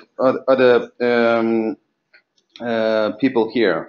So just what I like to return on the slide that was shown by Mick yesterday. So about discussing the purpose in general, what we're doing here in EuroGeographics PosKEN, and why we're doing this communication, why we invited here. And so the main idea is actually to keep an eye on what is going on around in the positioning. So, and to have a forum where we could discuss the common matters about the different players that have been visualized in this slide. So we have UPOS and EUREF doing some particular thing with their members. CLG is the link to the user community, mainly that utilize results of many of the GNSS implementations from mapping authorities. European or GSA actually, as we hear, does a marvelous thing on you know, launching satellites and implementing Galileo services. So and so here I would say that those that are doers on this some specific solution or implementers. On the right side, actually, we have a UNGGM that try to again act as a console to validate positions and come up with some common conclusions and develop standards. And EuroSDI, which is investing to the research and find out what is the new and what could be developed further. And the one representation which was missing there in the workshop was from FGI. So, and I got apologies from the Mr. Schweiger, which is the chair of the Commission 5 in FIG. So he was very interested, but unfortunately he is in trouble to Russia, to Novosibirsk, and he was really in doubt that he would be able to do the presentation by web even. So, and of course physically it was not accessible. So next time I hope that we'll get a representation if we continue to organize in this setup the following events. But it would be important to include also the view from FIG and validate it with us, and also brief mapping authorities what is going on. So because I'm making the startup of the brainstorm, so if you see that some player is missing or some important working groups need to be added to this chart, so please also say to us, and we try to consider if more actually actors to be involved. As again, this is the mixed slide on the objectives and operations. We tried with the PosKEN, I think, very ambitious plan in the past. We tried to be operational, and we discovered that this is extremely difficult to become operational in terms of delivering some pan-European service there, or to prepare some documentation and to maintain for metadata. There were various ideas from the meetings in the past. But what we see that what is really working well, that the mapping authorities like to discuss about the common matters related to the positioning, GNSS, geodesy, metrology, and I've been locking this this forum which we established now, and we gradually turn to the so-called communication network that has been introduced also by Mick and Hans York. There we think that the information, gathering information and spreading information is the most important thing in this collaboration with the other key partners, and also involving experts from mapping authorities. But what is important that was also mentioned yesterday, that we shouldn't duplicate. So we shouldn't do the same thing that some of the organization already does. So, and we need to find the middle way, benefit from the developments, and add value, or add fill the gaps if those exist. Yeah, on the future role, again, this is next slide. So we say that we like to improve the communication. We like to run the annual workshop. The moment we consider one annual workshop, but in case we see that we need more events, we could consider some more engagement and more events to be set up. But one good event probably better than several middle class kind of event. So, and as regarding to the management committee, we never had a management committee in PosKEN. We had a coordinating committee, and I will ask some current members, active members of coordinating committee, to be shifted to the advisory committee. So, and we will keep probably the title of coordinating committee, but need probably to involve a bit more members. So, and have this body that I could consult with regarding the agenda and regarding the various initiatives, because sometimes it's very useful to share, you know, the opinions, and also to feel what is the important from the mapping authorities on the working level. So those that like to be involved to advisory committee, also please contact me. So we can consider. Of course, it should be you know, limited in numbers, but for the time being we have some vacancies there. So those that are interested to continue working and being more involved, please let me to know. As discussing more about how to operate and what content we should target, I think what we hear during those 2 days, the main thing is we need to know what is new. What is new things happening in this area? So GNSS, geodesy, core reference system, coordinate reference system, metrology, maybe some other field that are common amongst mapping authorities and other players. And first of all, we need to know the new coming things. The next thing, what is seems to be very useful, and everyone during the coffee break try to grab the colleague and discuss what is the matters, creates issues at national level, and get this best practice. So we like to share best practice. We like to promote best practice to wider community. We have probably those that advanced members, many of advanced members are here in this room, but much more interested are connected, you know, or will be reading about this workshop and try to learn from the more developed authorities. So I think this best practice is very useful. So, and also we can catch up on the possible trainings and support that some, like Alina already mentioned, that there are some capacities on the trainings and share best practice among wider group. So this, I think the best practice is really important. The next thing is the cooperation. So as we have several bodies, and we like to be proactive, but also well focused. I think this collaboration and discussion and agreeing on common things we do together would be very important, and we can drive here in the PosKEN the matters of collaboration. And of course, it will be good to develop common procedures and standards and contribute, or at least agree how the processes will be moving forward on some common matters that we see are needed in this field of positioning in broad sense.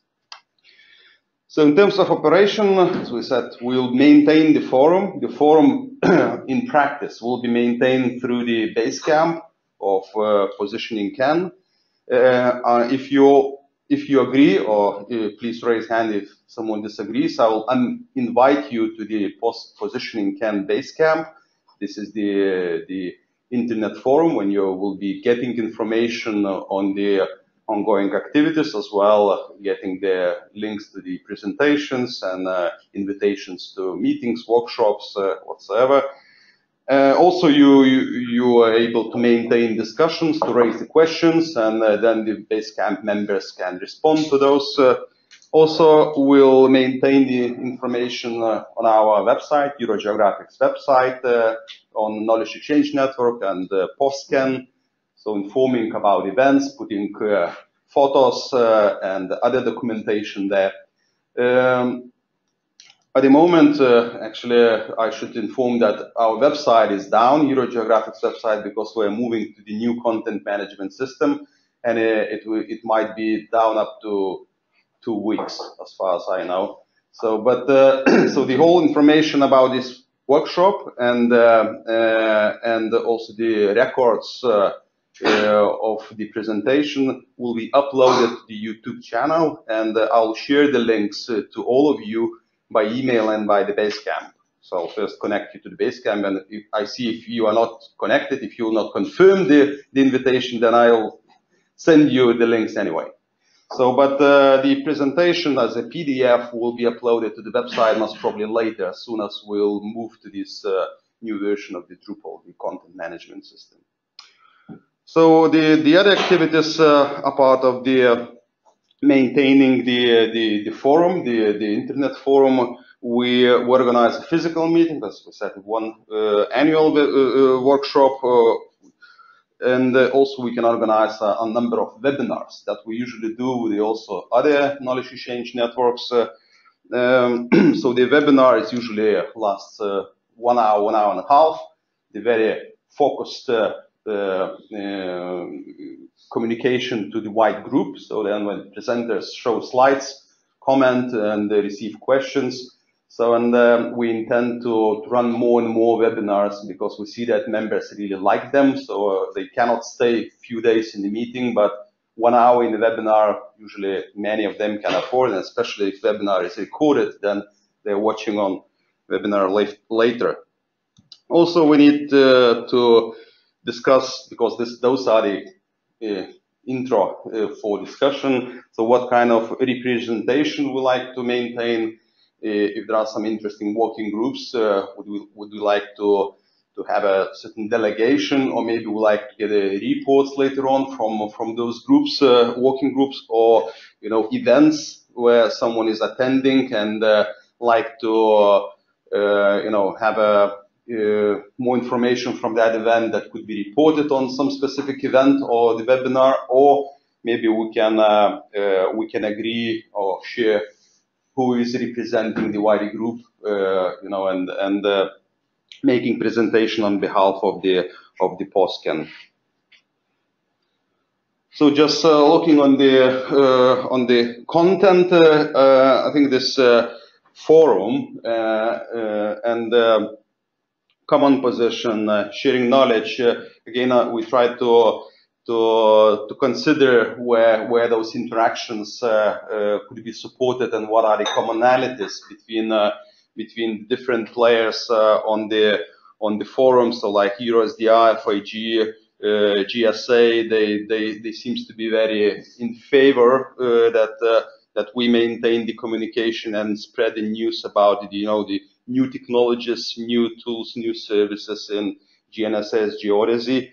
So discussing the common position, it's actually obviously linked to the pan-European or worldwide programs. So again, we could take on board, or at least to review and be aware about the the newest policy matters and statements, and this is the link to, again, UNGGM, FIG, GSA, UPOS.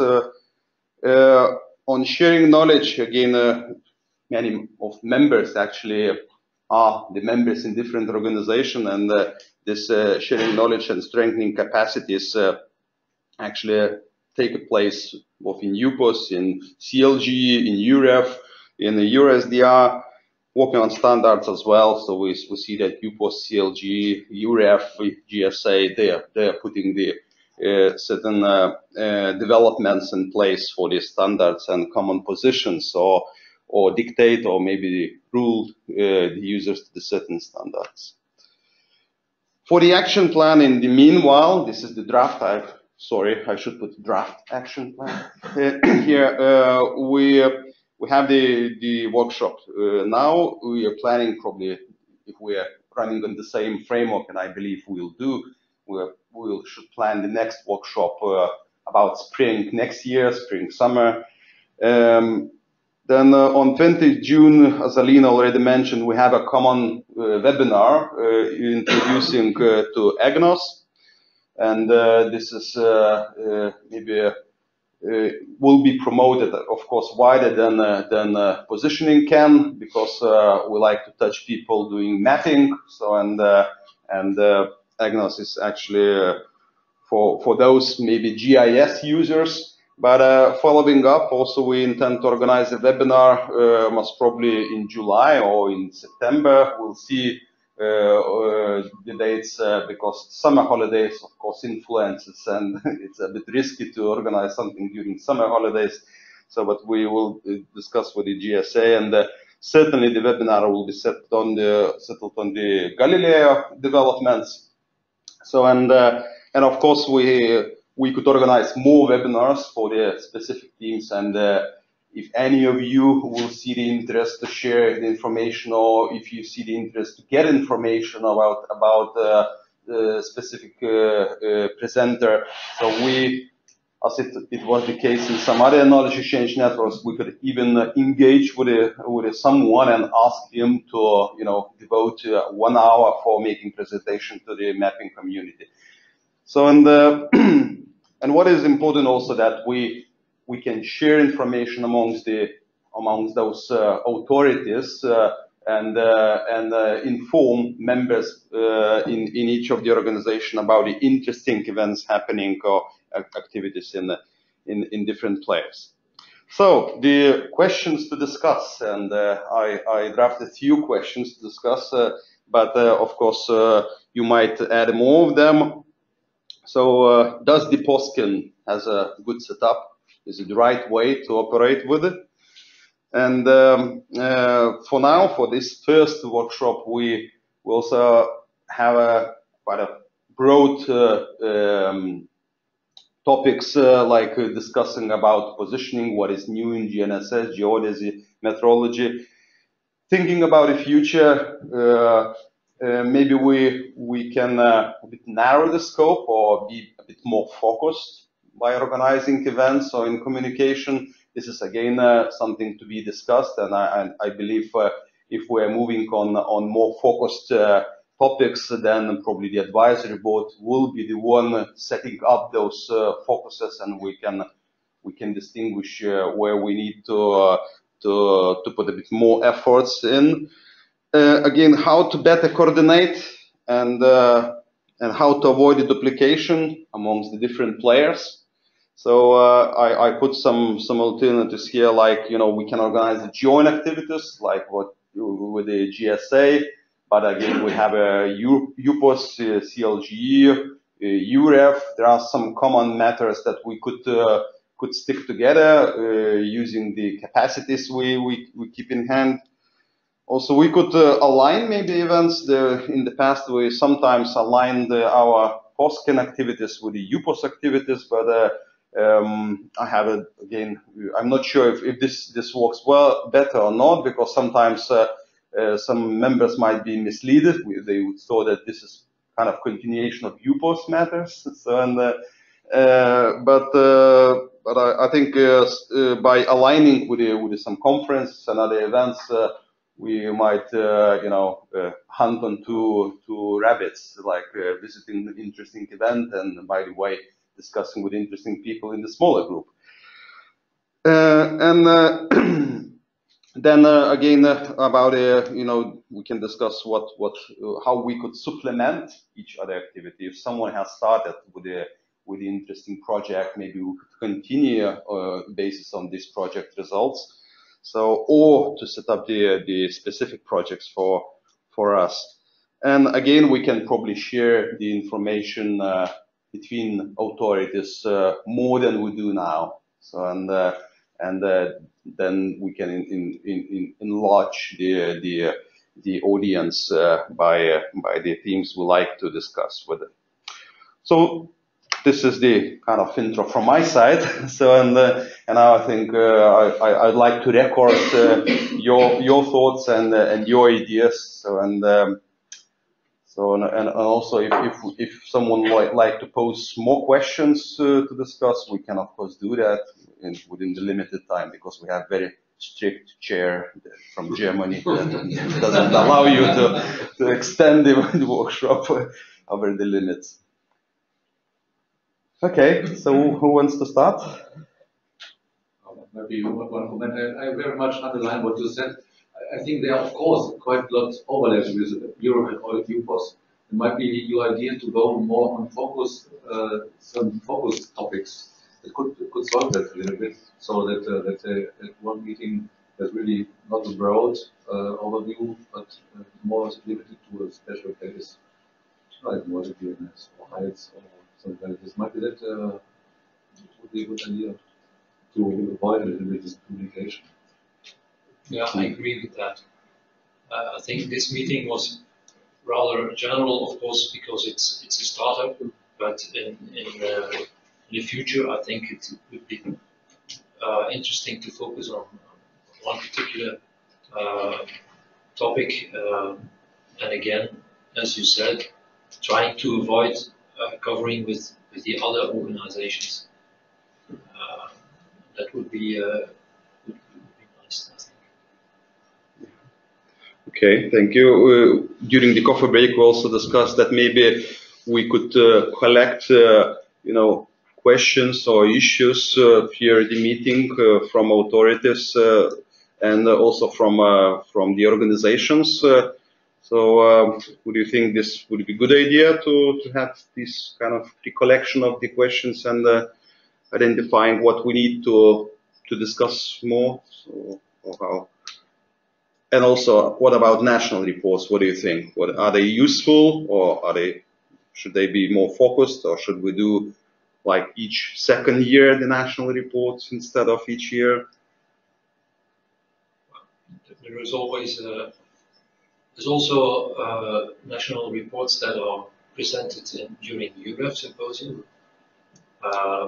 Although the problem is that the time is often limited, but to come to your first question, I think it's often when people talk informally, some nice things come out, or some interesting things come out, and indeed, it gathers some questions during breaks might be a good idea, I think. Okay.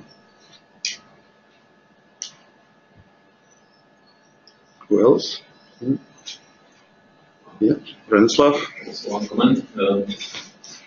I'm also thinking if we invite all key players, what about to also invite someone from RCM Special Committee 104 to ask them. I know that they are very technical, but they are also doing a lot of directly to positioning. So what about to ask them to inform us what is discussing within and making also find some topics for improving their activity. Yeah, I think yes, good idea. in the past we have been discussing that maybe we should have a representation in the RTCM. So, but as I said, it's not easy to be such operational. So especially when we had a changing chairs from from to PosKEN. So yeah, I think we can certainly amend the RTCM as one of the interesting body to communicate with. Milo, how you see from CLG point of view? Yes, as I said in my presentation, positioning is everything. It's very important topic for us, and sometimes being there in CLG, I feel that we cover two major topics which are geodesy and cadastral surveying, and sometimes I feel that cadastral surveying it's a little bit unbalanced to the direction of cadastral surveying. So I need to take for CLG more geodesy. And then PosKEN is one excellent option. So I think we need to cooperate more between CLG and PosKEN to find some options. Maybe I should spread the news about webinars to all the CLG community that they can attend. Maybe again some workshops from your side in our general assemblies. So we have the next general assembly in Barcelona 2 weeks before Intergeo. It's a very busy time, but still everyone is welcome to attend our general assembly. So it's not only for the official delegates of the countries and for workshops. Yeah. Eric Byers is not there. He was yesterday representing EuroSDR, but with the EuroSDR we have a kind of routine sharing our calendars and also involving, when we organize something, we usually put a carbon copy to EuroSDR secretariat that they will take into account that and maybe this is something within the interest of EuroSDR members. So it works pretty well, as well as EuroSDR keeps informing us about events, and we very often announce in EuroGeographics website about the events happening organized by EuroSDR. So so this works well. So of course we need to be careful not overloading maybe members with a lot of information, but I think it's up to their interest to select the events they'd like to take part in. Valina, what from GSA point of view you see? Yeah, I would like to understand if you need something more from Galileo. Today was a general presentation. We were in touch with many of you, trying to understand, because also part of our activities is to actually understand the implementation in the relevant network providers, to understand how the performance is what we expect. This we already do in this format or in a more one-to-one basis as well. But what do you need? Would you like to have specific topics of Galileo discussed in this format, or specific questions, or shall we focus, for example, a session on authentication on different topics? I would like to see, would you see the need to have a interchange between different experiences we have in the context of CLGE? This best practice and how to operate with Galileo, but I think each one of you is very advanced already. But is there some gap you miss there, or about funding opportunities, example projects? So you tell me what you would expect, what you find useful. Yeah, this is something could be shared, but from my point of view, actually, when I was listening to your presentation, I thought that, for example, you mentioned the report about the market study, so report about the accuracy investigation. I thought that those reports are really within our interest. So and we'll be keen to share or put a link actually to your report, just promoting that this is quite useful stuff to look into. So there was also this report you mentioned, a user requirement from yes. precise position. I mean, that is exactly also what you are asking now. That is something which could then enter. So I was not aware that such a document will be written. So in case that you need some input. Yes, yes. We were working with quite a big group of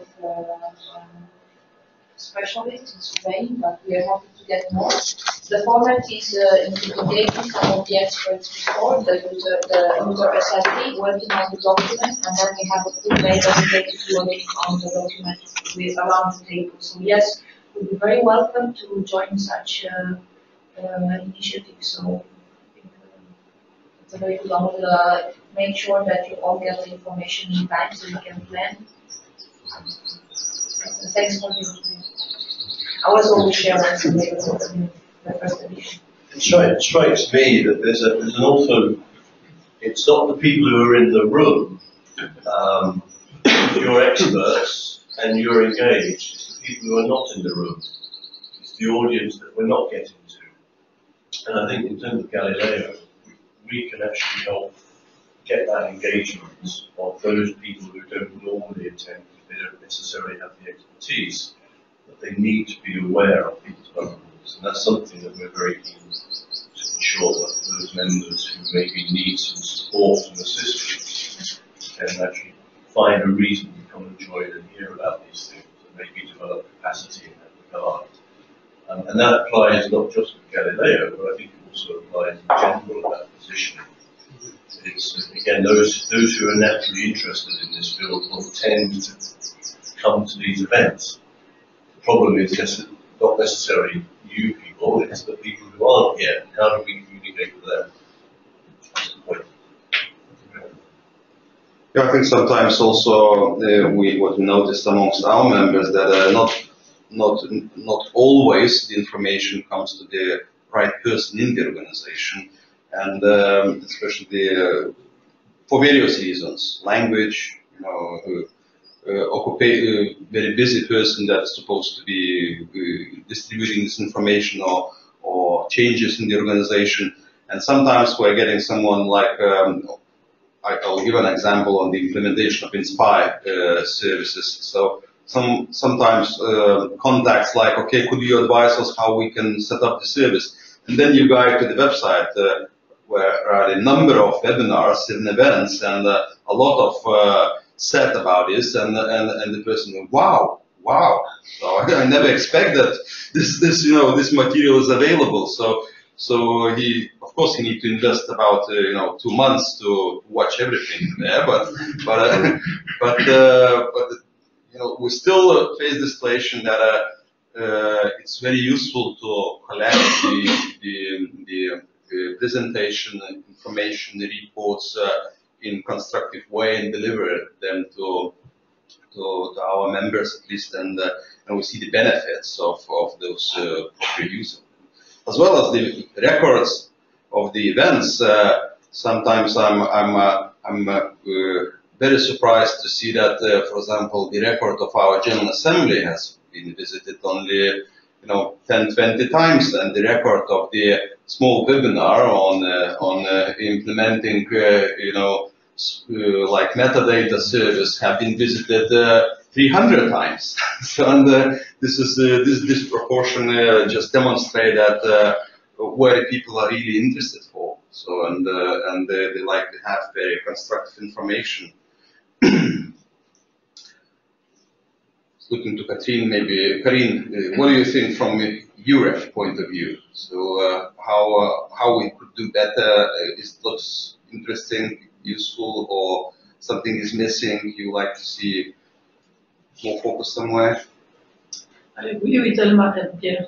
We need to have meetings that are more focused, or sessions, maybe not just meeting sessions, which are really focused on specific items, because we need to know what information we exactly want to exchange. Because everyone is working on a lot of different issues, and we need to find a common ground between everyone, and then really focus on that. So I have a bit the same feeling. Of course, you know what EuRef is doing, so we can, of course, maybe each of the organizations can make a list that you have it already in your slide, and then really find these common grounds, which can be done by the advisory committee. I I cannot say anything new compared to what you have already heard. Can I ask something? Because I think I was a bit late, so sorry for that. But when I came, the national report started, and I have the feeling that I'm in the national report session of EuroRef, but also not, because I think it was a bit more, more accessible to me this time. And I'm just asking, there should be no duplication, but is it even possible for Europe to discuss not doing national reports at Europe, but having these a meeting like this? Everything can be discussed. What's your feeling about that? Yeah. It doesn't make sense that I express my personal opinion. We need to discuss it in the governing board here, and I will propose to them. And we have a governing board meeting in 1 month, so it's not a problem. I don't know. This is to me. I think that many of the slides that I've seen the last 8 years, I will see again in a month. You know, we have discussed in Europe already in the past the idea of dropping the national report, but there has been strong lobbying and some strong arguments also for the fact that a lot of the participants at the Europe conferences are from mapping agencies, and for them it is important to hear this annual report. And also, some of them can only come if they have the possibility to give this report. So, the Europe conferences, myself coming from a scientific organization, I feel that the Europe conferences have moved more and more towards the audience of the mapping agencies, and that there are more and more mapping agencies participating and less scientific agencies. So, yeah, for them it's important to see the annual report. The reason I'm asking is that I think you can say we don't want to duplicate, but we are duplicating now. But there might be I don't know the right expression, but say the right of existence for a PosKEN. But there will be duplications. Why can't there might be other activities? And I now give as example Europe because I know it a bit better, but also maybe in FIG or CLG. Things that are a bit on the side of those meetings that would find a nice place here. And then we're not duplicating, and we maybe even making the life of other organizations easier. Coming back to the national reports, I'm sorry that you realize that this takes a lot of hours to present all these national reports. Yeah, it will fill your complete meeting. Yeah, so instead of making, those national reports, you might say, this is the link to the PosKEN site, and look to this. But the question is if people really would have a look, because they like to have interactive presentation, face-to-face contact. And we have a lot of common, I think, coming back to your questions, a lot of common questions that maybe this is a place to address them. But what? How do you monitor providers of services? Should it be commercial or governmental? What is the legislation? How to use it? And I don't know where this is discussed at all. I hear it every year that there is we are doing it this way, we are doing it that way, but there is never a summary of what is common and what is not common between all the countries. So when we share the information, we don't make a next step. So for me, there seems to be a need for national reports. Question is if the PosKEN is the right place, or maybe it's better placed at Europe where you all have a lot of more technical information added than we have the time here today. And as Karin said, this takes hours. It didn't take us hours here, and I really would try to duplicate such a presentation here. That's not useful. But what I understood, in particular regarding the questions raised by Kenneth, I think that all of you have questions in your country which are relevant for this group here. And like Soldius said, these questions could also be identified in advance before the meeting. I fully agree there will be additional questions which come up during informal exchange, and we should find a way to handle both of it. But I know this from other committees as well. This reporting takes a lot of time, and this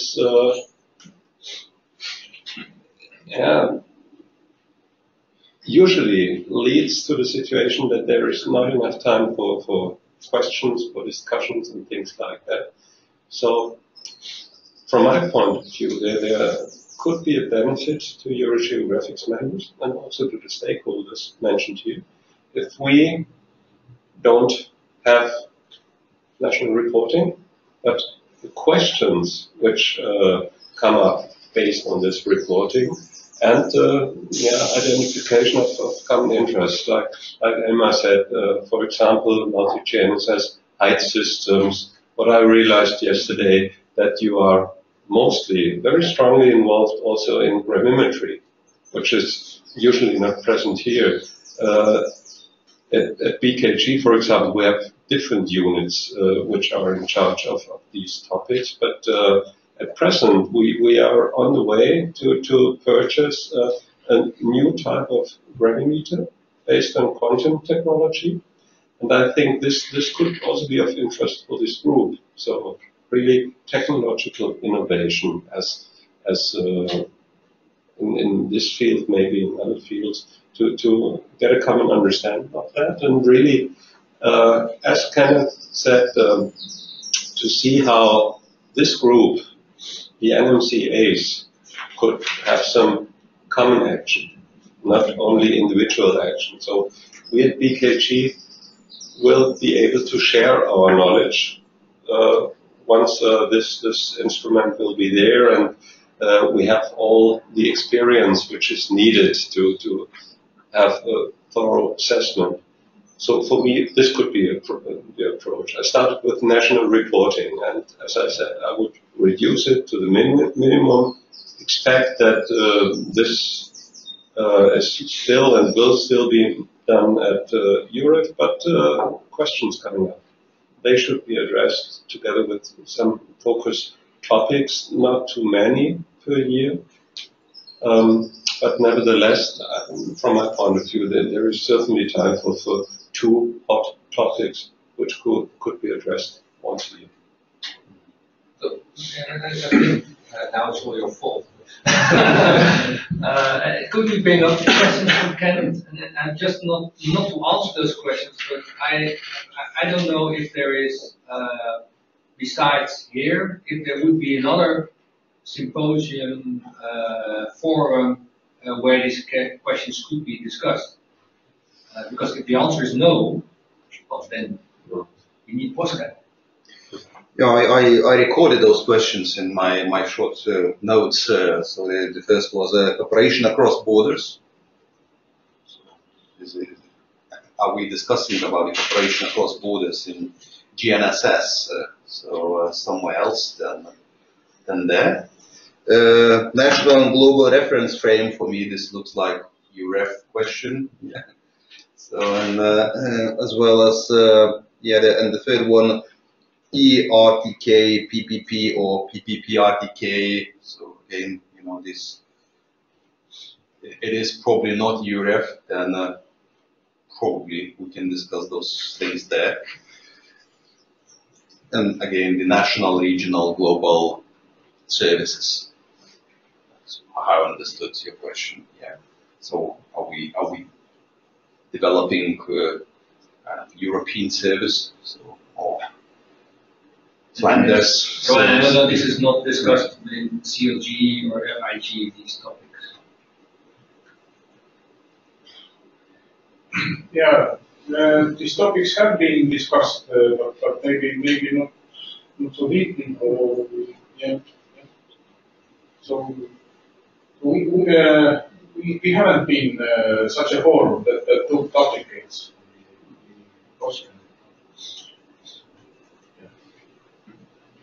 but I wanted to react on your point that you pointed that key problem would be to spread this information later. Here we are focused on the topic and we are all listening. But if you go home, then we have got 100 emails to this meeting, and we should start with other business to do. And this will be tricky. How to spread all this information and how to get more outcome from this value that we created here.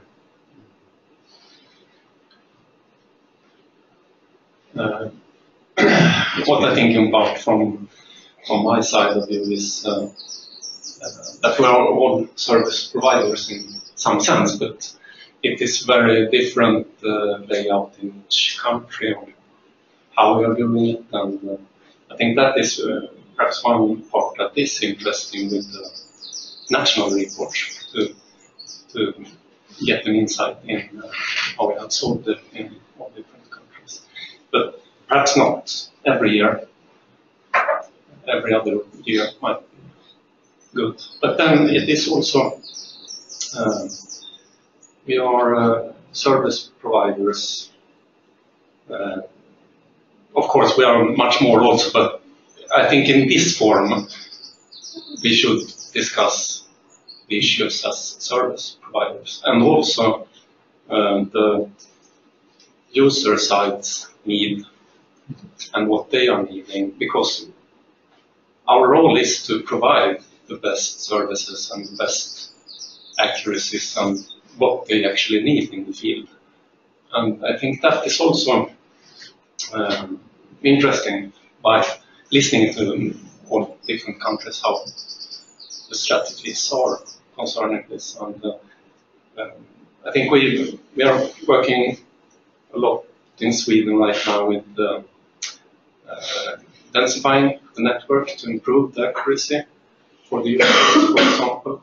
I also mentioned the gravity measurements for preparing or implementing better modeling. So that is, in the long run, it's the improvement for the users. So I think that is to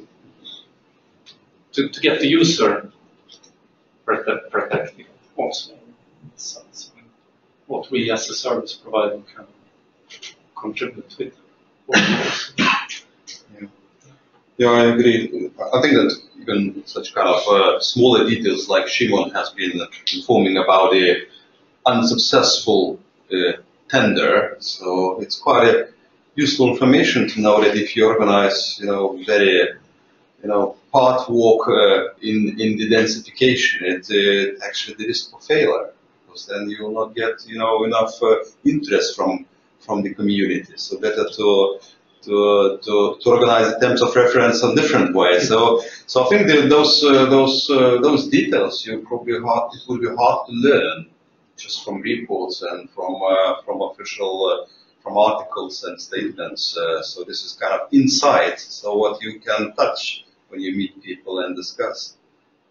I think a few years ago, when during one of the PosKEN meetings, we discussed also it would be beneficial to share the terms of reference when we organize tenders for equipment, for hardware, software, or for the. I just wonder if the densification is now, the activity to be tendered very often. So would it be benefit to share, the terms of reference, just one learning from the others? I know that Finland, by the way, your former Geodetic Institute has been very keen to collect all terms of reference. You have been, I remember your former director, Mr. Kossonen, was very eager grabbing, all terms of reference, and you have been analyzing who is doing what and what tenders have been announced. So, have you some reflection on this? I wasn't really aware of that. To be honest, I would.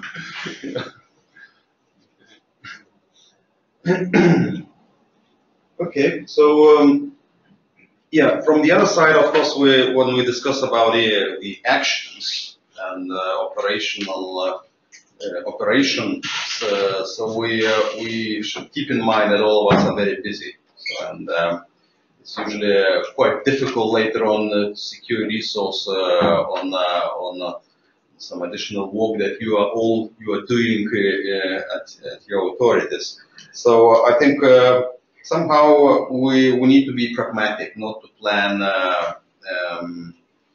too much, but to plan what would be useful. I think the coming to event and getting the concentrated information and having a possibility to discuss what concerns you is important.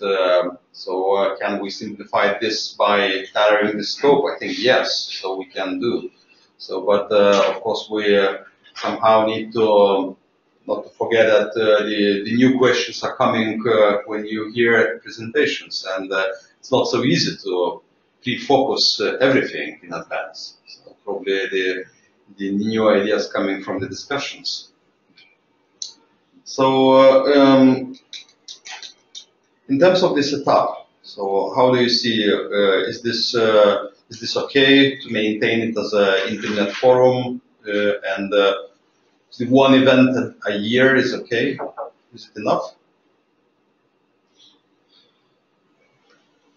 See the waving hands? Yeah. I think for the time being it's enough, and with experience we will feel if there's a need for more or not.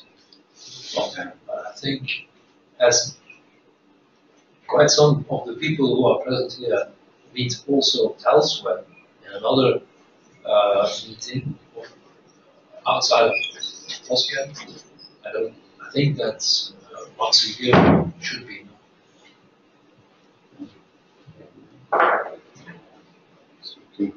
Those that less talkative.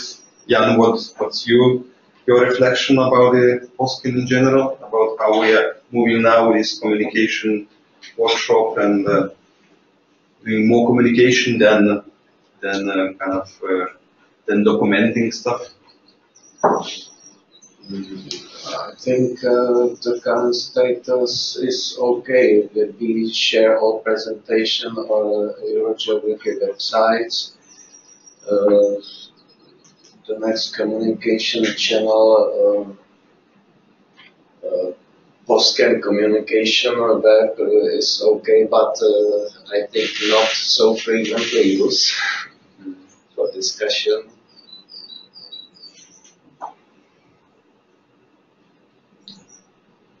Okay, thank you.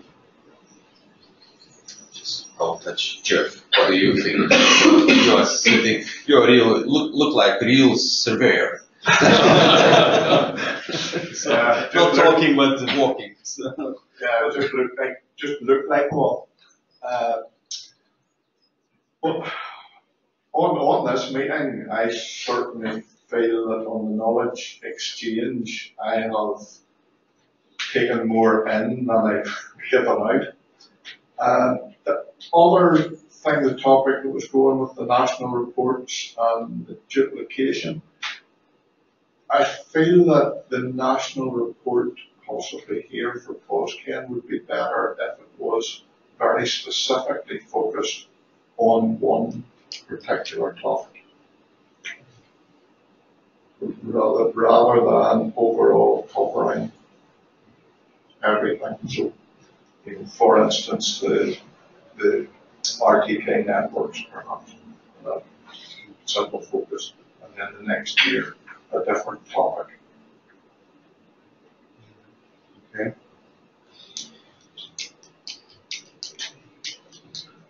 Yeah. I don't want to make your life complicated, but I was just thinking, and I look at all the presentations, and almost all of them, they could have been given at the Europe conference. See that this is duplication in a way. Yeah. Yeah. But as we discussed, Europe is more on the abstract submission is still open for you. So I am not saying that it cannot change, but it is maybe you say I'm wrong. No, I fully agree, and that's also why I asked the question. Indeed, I think this could be just another Europe day. But you might ask the question whether this is core business of Europe or whether it's on the side of Europe. And I don't know the answer, but I just want to ask the question because I think it should be discussed. Because again, I always mentioned it. I think a lot of slides that we've seen here the last days, we will see in a month again. And that's not what we all say that we want. Yeah. Of course, it depends with country to country, but I'm from Lithuania, so in my country, the representatives in US usually have been from technical university. So, and the mapping authority never really have been involved deeply to the Europe matters. So, mapping authority was more linked to EuroGeographics, and I was grabbing something from there. So, I don't want to say that this is the template, but I think we still have certain national or authority rules from authorities and or traditions, and that's why probably it would be not easy to say that everything what relates with the geodesy GNSS positioning is now in Europe. So probably it would not be 100% right.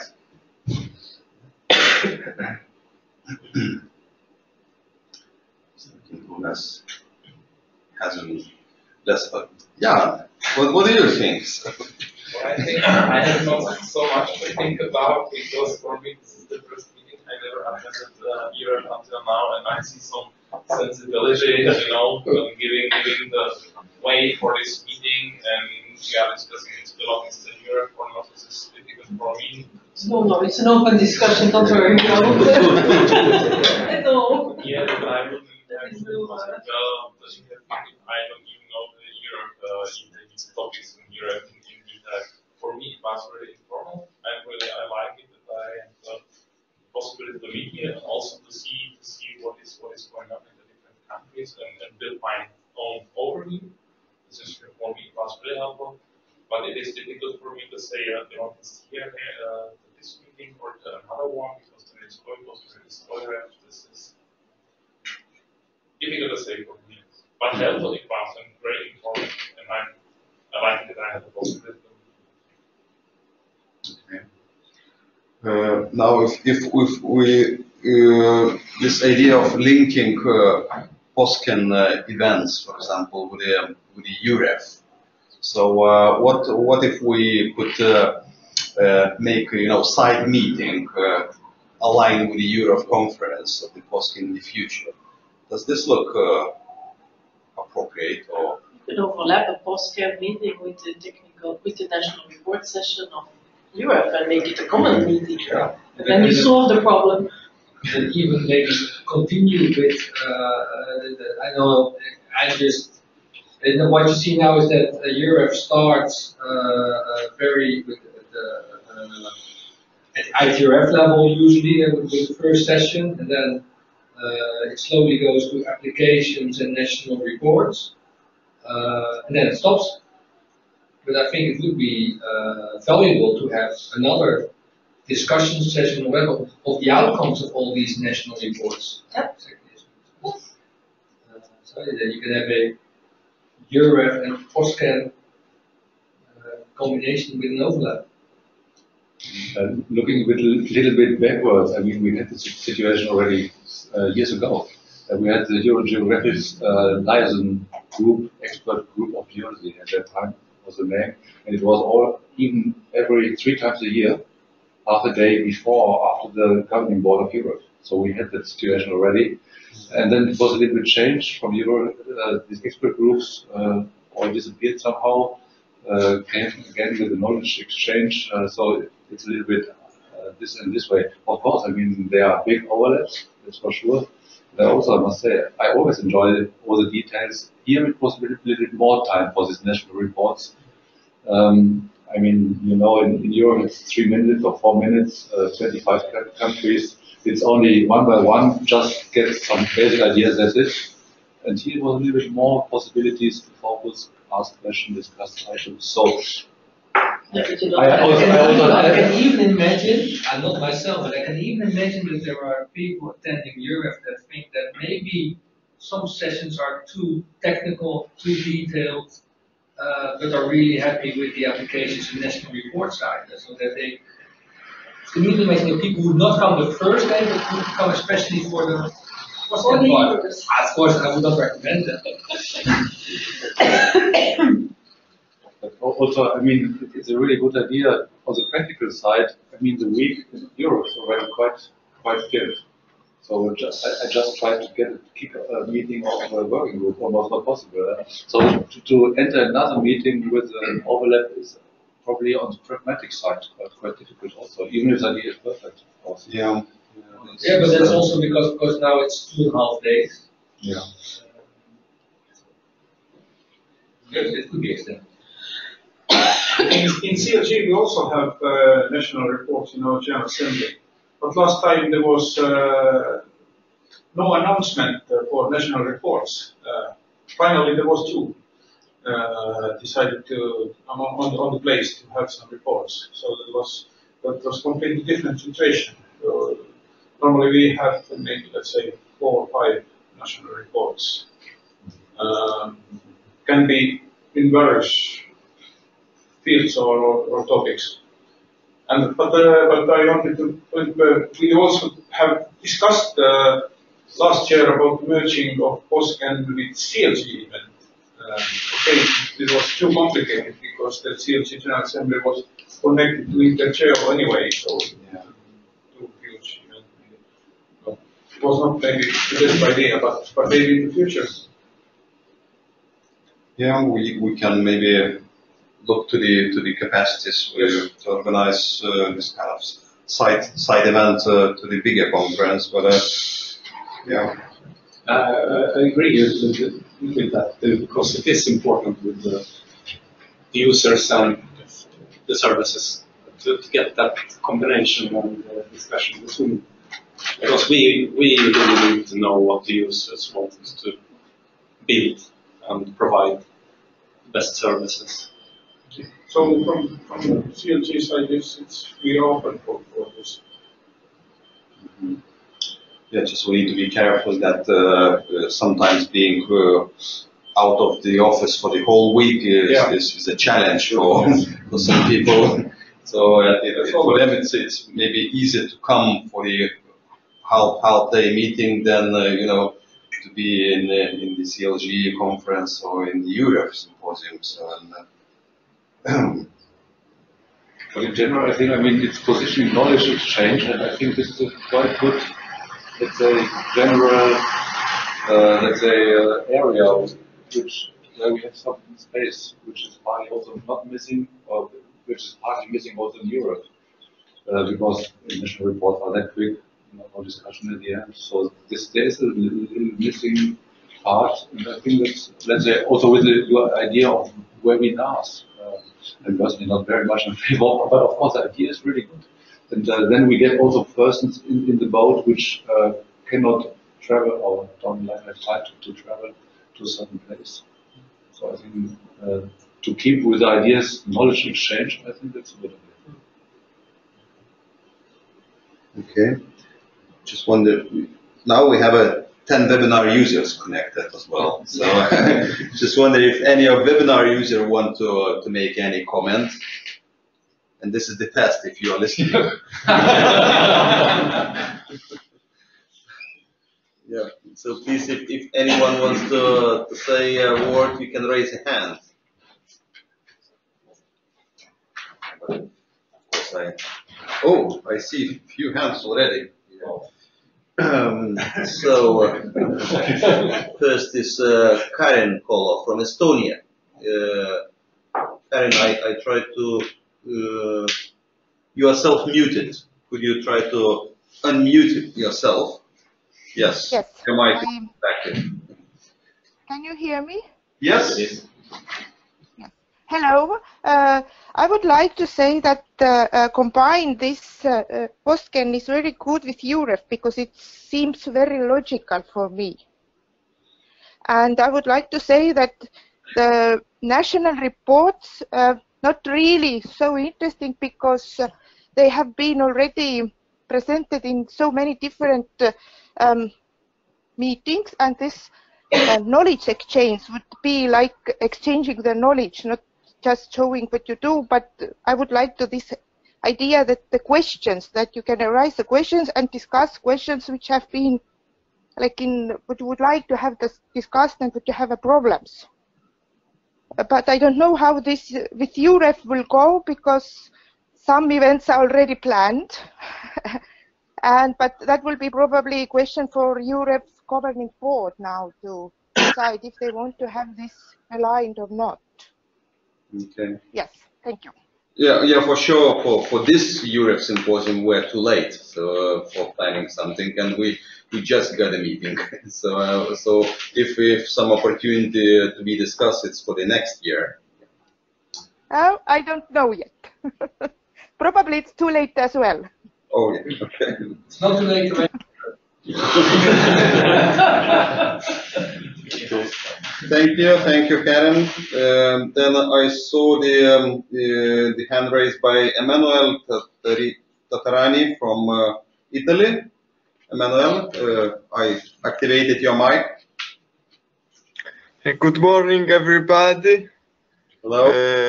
It is a very interesting webinar, and I hope I will be there also for other workshop, and I think that you should involve also other institution like Institute of Research, because it's very important to keep in touch with the European institution. Okay, thank you. Okay. Thank you very much.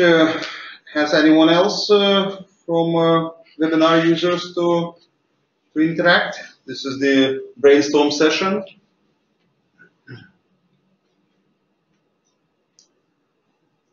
No, I don't see any raised hands more, so we can continue still there. So amongst us, so certainly something to think about and to double check with the EUREF and maybe other as well organizations, CLG, if this would be a mutual interest to combine the communication workshop next year or later. So, so I'll ask all representatives to take this as an idea to discuss with your supervisors. As regarding the scope, I think this I made as a note that we need to narrow the scope, or we need to be more focused, and this is obvious. Many of you reported about this. So, so I think this will be the work for the advisory board and probably myself, then to collect the demands, collect the topics, and then to prioritize it probably. So for selecting, I think 2 or 3 maximum for the workshop. The duration, is the duration right of this event, half day? What do you feel? It allows you travel in the morning and the afternoon, so this is advantage for some. Some cannot travel anyway the same day, so due to the limited flights option. But does it look okay? So the running simultaneous webinar, of course, gives certain advantages, gives certain disadvantages sometimes, because webinar users not always can hear each person in the room. But it has also a bit of risk that we might end up with a few presenters as a physical meeting and 100 webinar users in the future if it works very well. So, usually, of course, the physical meetings are much better, but as I said, someone already said that due to the different reasons, including funding reasons, sometimes it's important that not everyone can travel. So what I also noted from the Leonard's comment also, that maybe some comparison or benchmarking would be interesting to see. Of course, this would require a bit of investigation, but we could maybe as a part of the PosKEN activity, we could initiate some questionnaire in the future. So just making a bit of comparison analysis. What's the level of densification, for example, of the current networks, or what what the type of the user. For me, that was very interesting also to see the statistics about the type of user in your country. So is this the same tendency in each country, or somewhere some domain are more popular than another one? So so we could maybe we could do a bit of preparatory work for the further communication, or maybe we can do the questionnaire and later on have a short webinar to discuss the results. So this is also sometimes could be arranged. So I think everyone maybe could have some ideas. So so if not coming now, so maybe if you get them later, so please communicate them to me or to Basecamp. So you can put in a Basecamp and get a reaction from others. So this would be still recommended, I think. Yeah.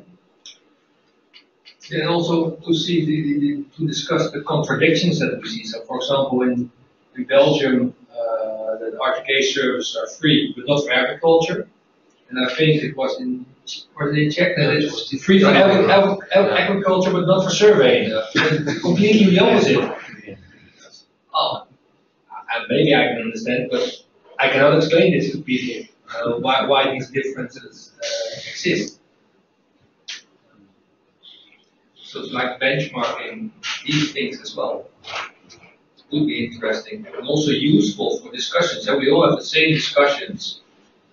Should NMCA still provide RTK services or not? Should they provide infrastructure? Shouldn't they do anything but just monitor? And we all have similar discussions and different outcomes in each country. Why are these differences there? I think that's a good point. And looking at the overall structure of EuroGeographics, we have two, as Mick introduced yesterday, we have two general assemblies every year. In spring, the extraordinary assembly, and in autumn, the regular assembly. And this is our Director General camp. And I could see just what you addressed right now. This could be really a valuable input to this kind of meeting, that you could reach the level of your superiors to get some consolidated opinion on a topic from a more technical point, applicational point of view. This could also be very helpful. Because that's also my impression. We have our measures within DKG to have information first, but nevertheless, that's a wish that it works perfectly, and this could be a possibility, really, to reach the Director General level.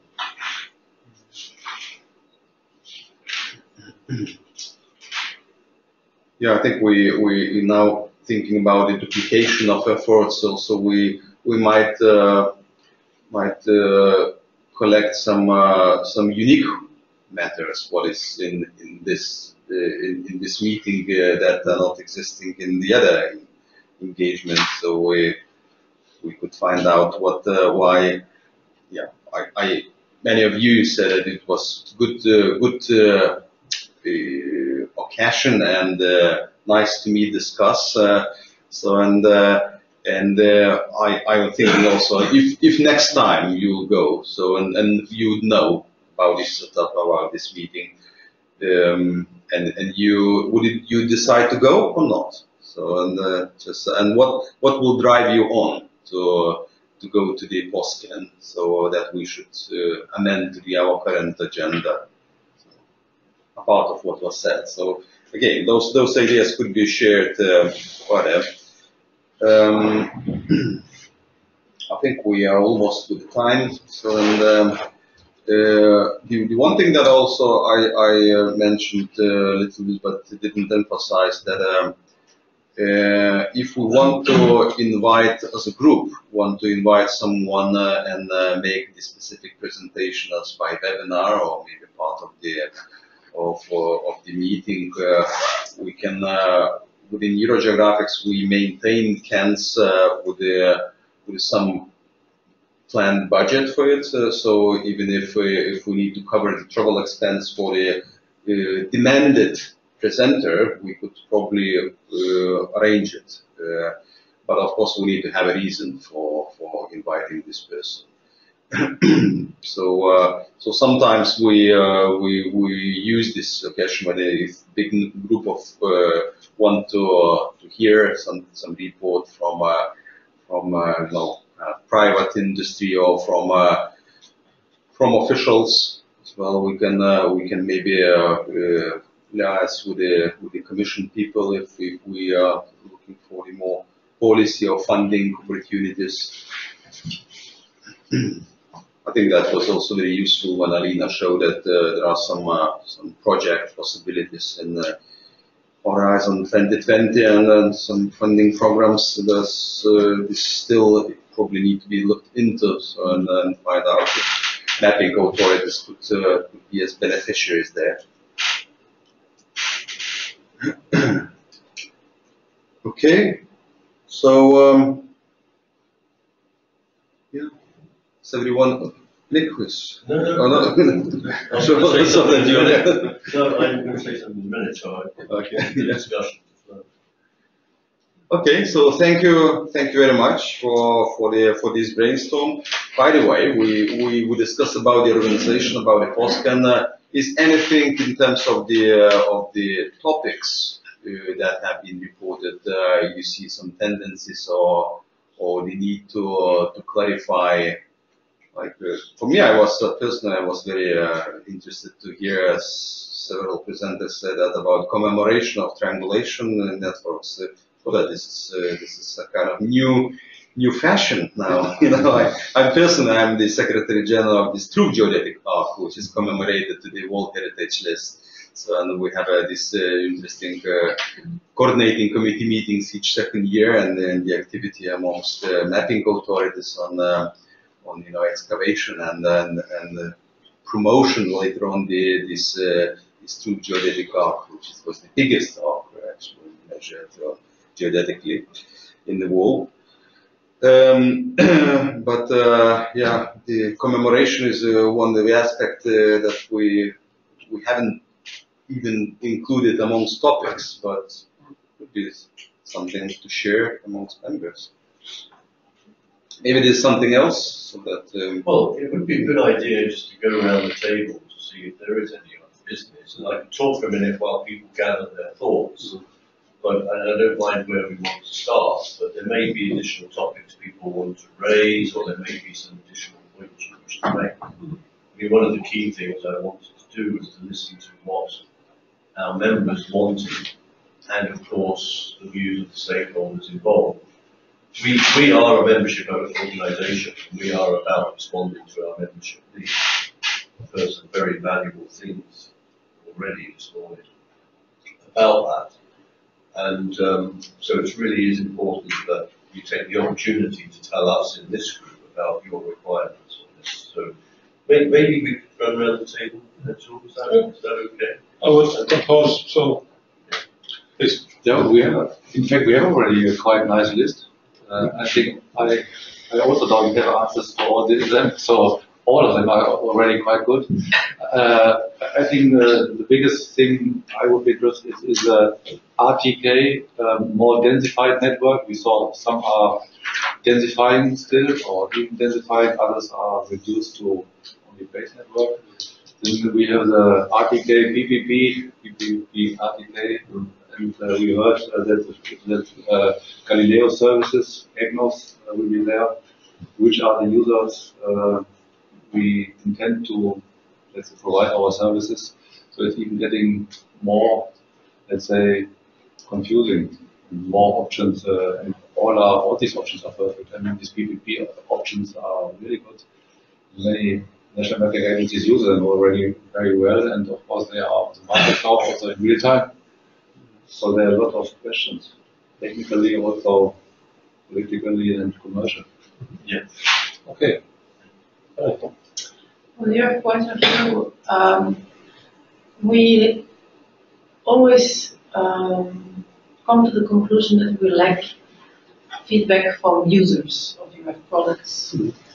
And at our last teleconference where we were discussing strategic issues, we were even considering dropping any real-time products we have in Europe because we have no idea if anyone is using them and if it makes sense to continue.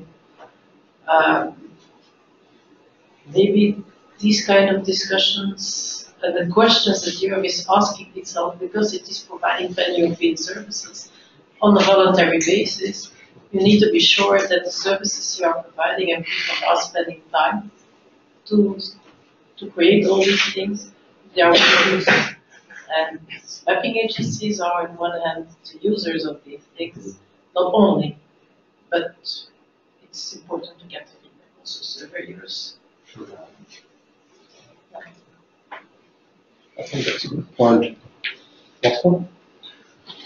For me, the meeting is quite interesting because I cannot see the similar meeting where operators from national mapping agencies can communicate each other because that's right. Thank you very much.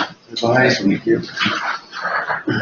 Because, for example, during the Europe meetings, we can speak with scientific work, but regarding EuroGeographics, as a national mapping agency, maybe we should create some kind of standard of national networks. So, in scope of reference plane and also in scope of real-time network.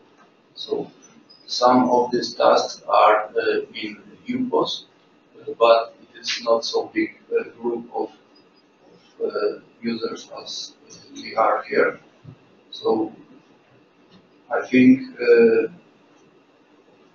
this meeting should follow, and for me these meetings are very important because I can build a strategy how to develop my network for the ideal network. So how to figure it and densify or not, or add new signals to our infrastructure. So this kind of meetings could be valuable, and some kind of guidelines in scope of this positioning, real-time networks provide. Thank you. Yes, for me it's been interesting to learn the format of the PosKEN workshop. I think it makes sense to narrow the topics, and that we are able to raise relevant questions and share experiences. So that's something I'd like to see in the future. Okay. From my side, besides what I already expressed, I like to just tell that I bring back home a lot of interesting updates. We usually, typically at GSA, bring also an article that we communicate to the rest of the world, 7,000 registered readers of our newsletter. Will be the case, so I'm happy to report on that also in a more public way. If you have anything against mentioning your reference network there, that the status of Galileo is ongoing, or if you're already transmitting corrections, let me know. If you have an issue, I can take it away from there. Also, I'm very happy to be in touch. From our side, we like if you have other requests where we can help to give visibility to PosKEN and EuroGeographics, or some of them we're focused of course on Galileo, but we're happy to support, so we can always have a look, or if you have some thing like that to communicate.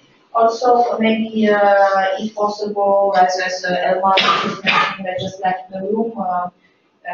It's interesting for us to be up to date to the developments, RTK, PPP, a combination of RTK, PPP. So for technical inputs, we may be very happy to have your opinion on that. And also, as you were mentioning, the access to the end users. We have already put on that, but we're happy to actually extend that and really understand end users' perception and raise awareness. As well, of course, as we're already doing the performance, how you experience performance, how your users are reporting the performance of Galileo-enabled corrections. So don't hesitate to let us know about it. We're very happy to understand that if what we promise, we say Galileo is the best, is it true? Does it really work? Always happy to hear also the negative parts. Okay, thank you.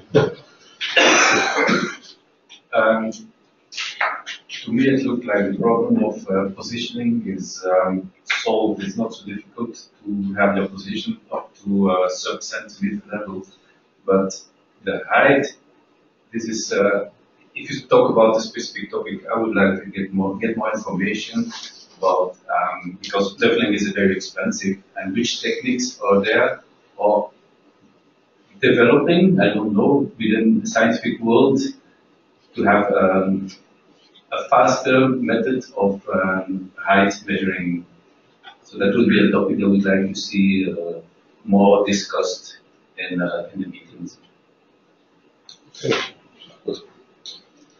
For me, the most interesting part about this meeting was to see all the collaboration that takes place in Europe between the different countries, especially in the Scandinavian countries with all the projects they have together. And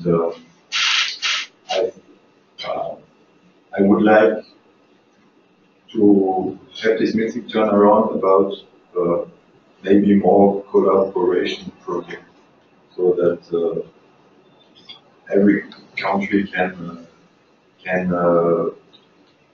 not depend, but work with other countries. So it's a common effort to for the research.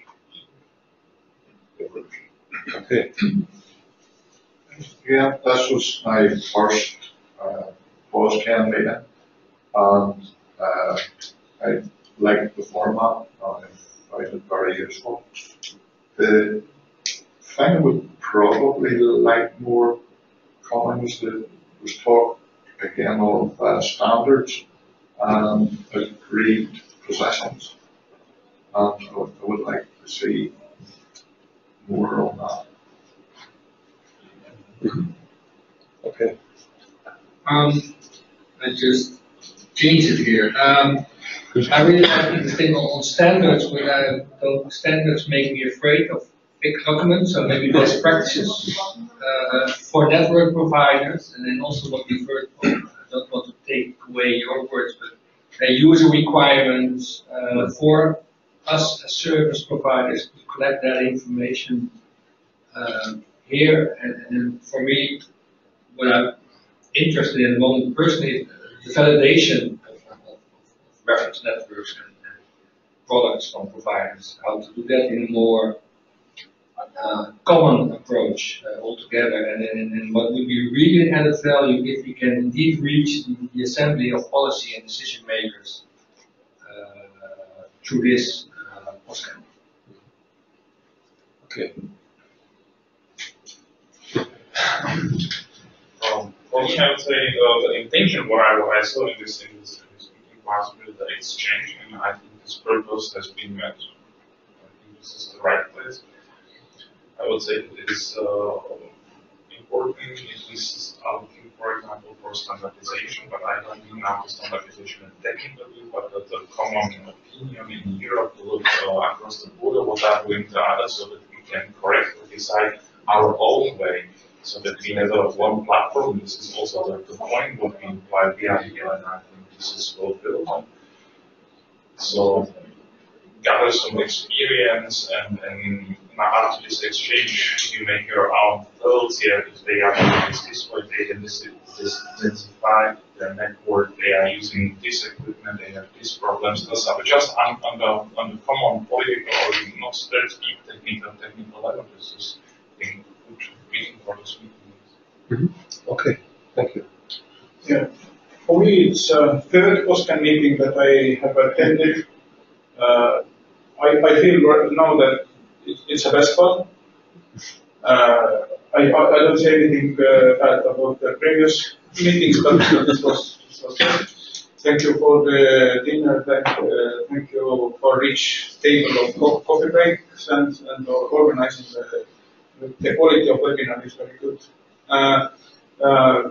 So what I have got much to spread with the communities of surveyors, and for me it will be not easy work because there are many other topics on the table, but I will try to do as good as I have, as good as I can.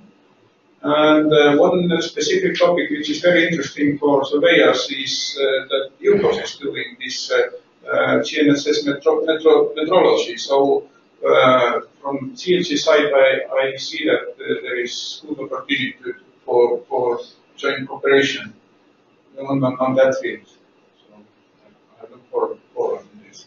Thank you. Thank you. Okay, for me it's the second meeting, and I just love to hear all the details and what would be really useful to have somehow gather this information. What the different countries have free of charge and what is not, and even if it's possible to have a reasoning for it. So because we have to try to explain for politicians that we want to open this or close this or have this open for somebody. That's one important aspect that I don't know how we should collect the information so that we could have a statistics that okay, 42% of the countries already have this, so we could maybe follow. Otherwise we are really like the long term. And I like the idea of having a sort of specific topics and just collecting something. The heights are really like a hot topic in Finland. We are not really interested in the precise leveling at the moment. And then of course the quality monitoring of any service, even if it's a private or not, that's important to guarantee. And to share information how it is really done. I didn't hear much about monitoring stations or that today, yeah. And of course to hear experiences how GNS is improving in the challenging environment, how reliable results you can get there. And then one thing that we've been thinking and we have to solve every now and then is that the PPP is really coming.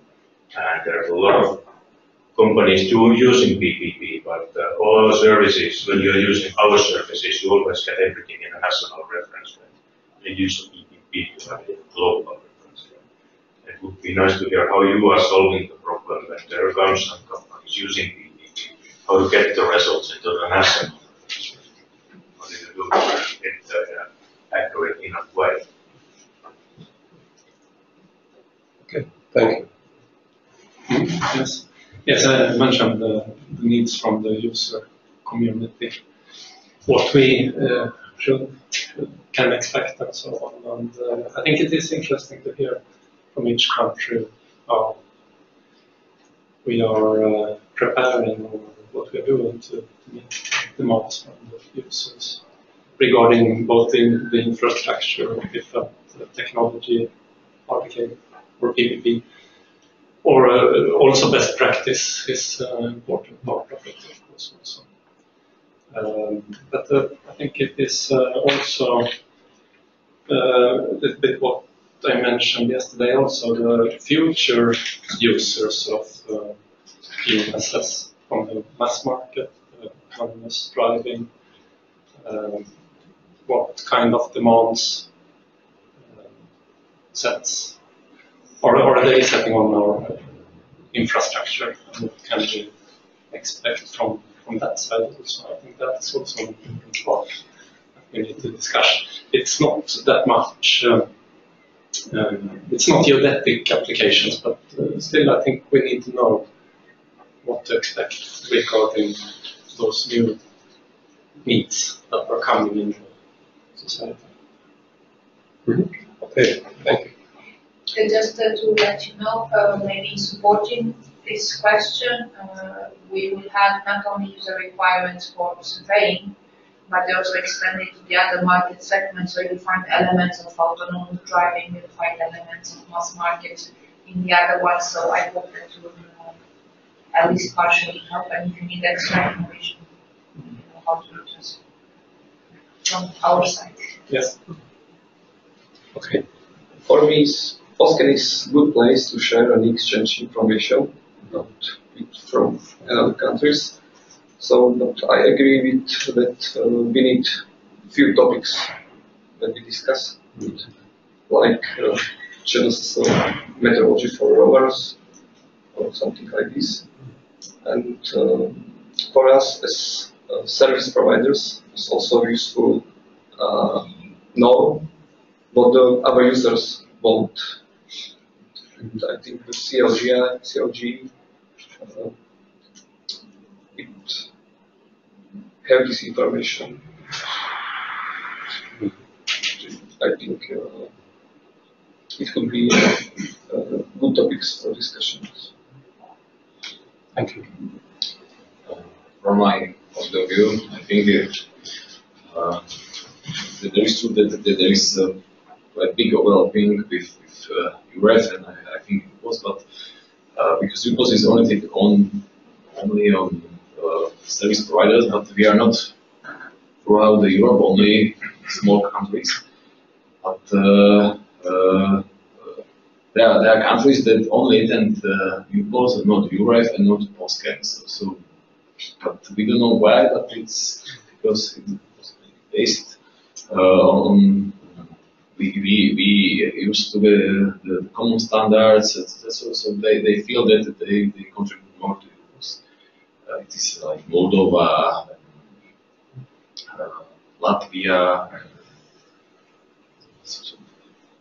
some other countries. We are rising, as I mentioned in my presentation, a lot of we are discussing topics about meteorology and how the information, but only from the Central and Eastern countries. So for us, the PosKEN is quite good to hear this information from Western countries. In past, we tried to ask them to join UPOS, but maybe it was sent to not correct person in that country, but still maybe the idea to create PosKEN was set by Artur Rupa, and the vision was maybe to cooperate more the UPOS countries and Western countries about special topics for positioning or service positioning providers. So that kind of topic is really for UPOS members really useful. But also we are focusing of heights or of gravity. This is also discussed in Europe, but not by each country, because the national report is really short, just 5 minutes in Europe, and it's one by one, it's changing. So maybe we can choose from the positioning, but from height or from gravity, some topic, and choose choose it here, can be discussed. So not so many topics because it's too it will be not enough time. Just noon-to-noon meeting, it will be 3-day meeting. But so I think the forum can be helpful, and what is also the important, the positioning is not only the RTK network, but also the other techniques. And for example, on this workshop, there was no information about other type of positioning. So maybe we have to invite the other leaders. But usually, the question is that other leaders from EPP or PPP RTK is from private companies. It is usually not some public institution or some organization. So this is the question. If also we have to be open to private organizations and ask them for presentation or for their knowledge. This is also, I think, the question. Because it is the future. It was mentioned that it's the future only in or the NMEs and CA authorities. It is focusing on network RTK or just PPP. But if PPP is, who will be the provider and who can test or measure the quality of this provider and compare it if it is suitable for cadastre or for some application. Yes, thank you. For me, this meeting was successful in comparison with the meeting 2 years ago in Prague. This meeting was more useful because it has a wider scope of topics. The last meeting it was not good practice to connect PosKEN and UPOS, because when we discussed the national presentation, there was the same in the UPOS and in the PosKEN. And with this context, I think it's not good idea. I'm sorry for this opinion.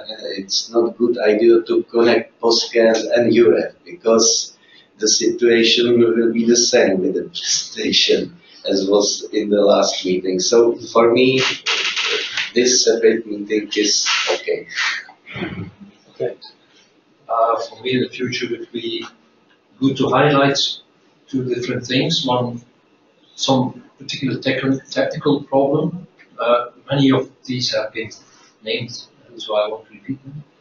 On the other hand, also a strategic aspect, the way to go for the NMCAs, especially what are the users' needs and how to meet them.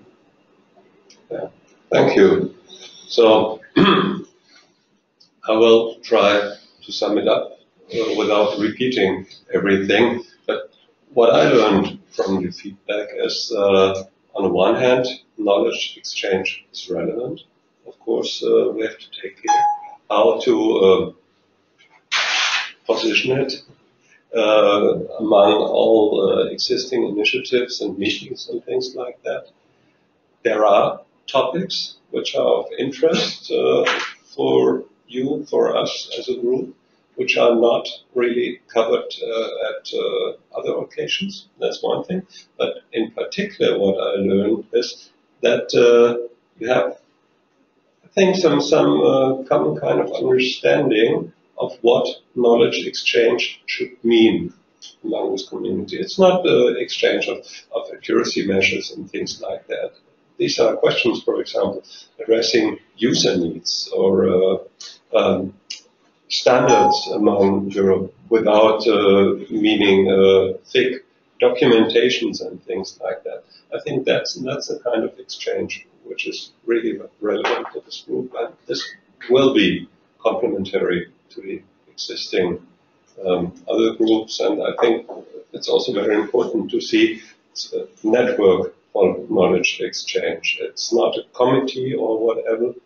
So it's one measure one kind of activities which EuroGeographics provides and presents to its members.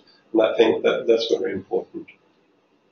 So I'll give the final words to you, but I would like to thank all of you, in particular Saulius, for preparing this event, and I think it's, from my point of view also as Vice President of EuroGeographics, it was a good restart.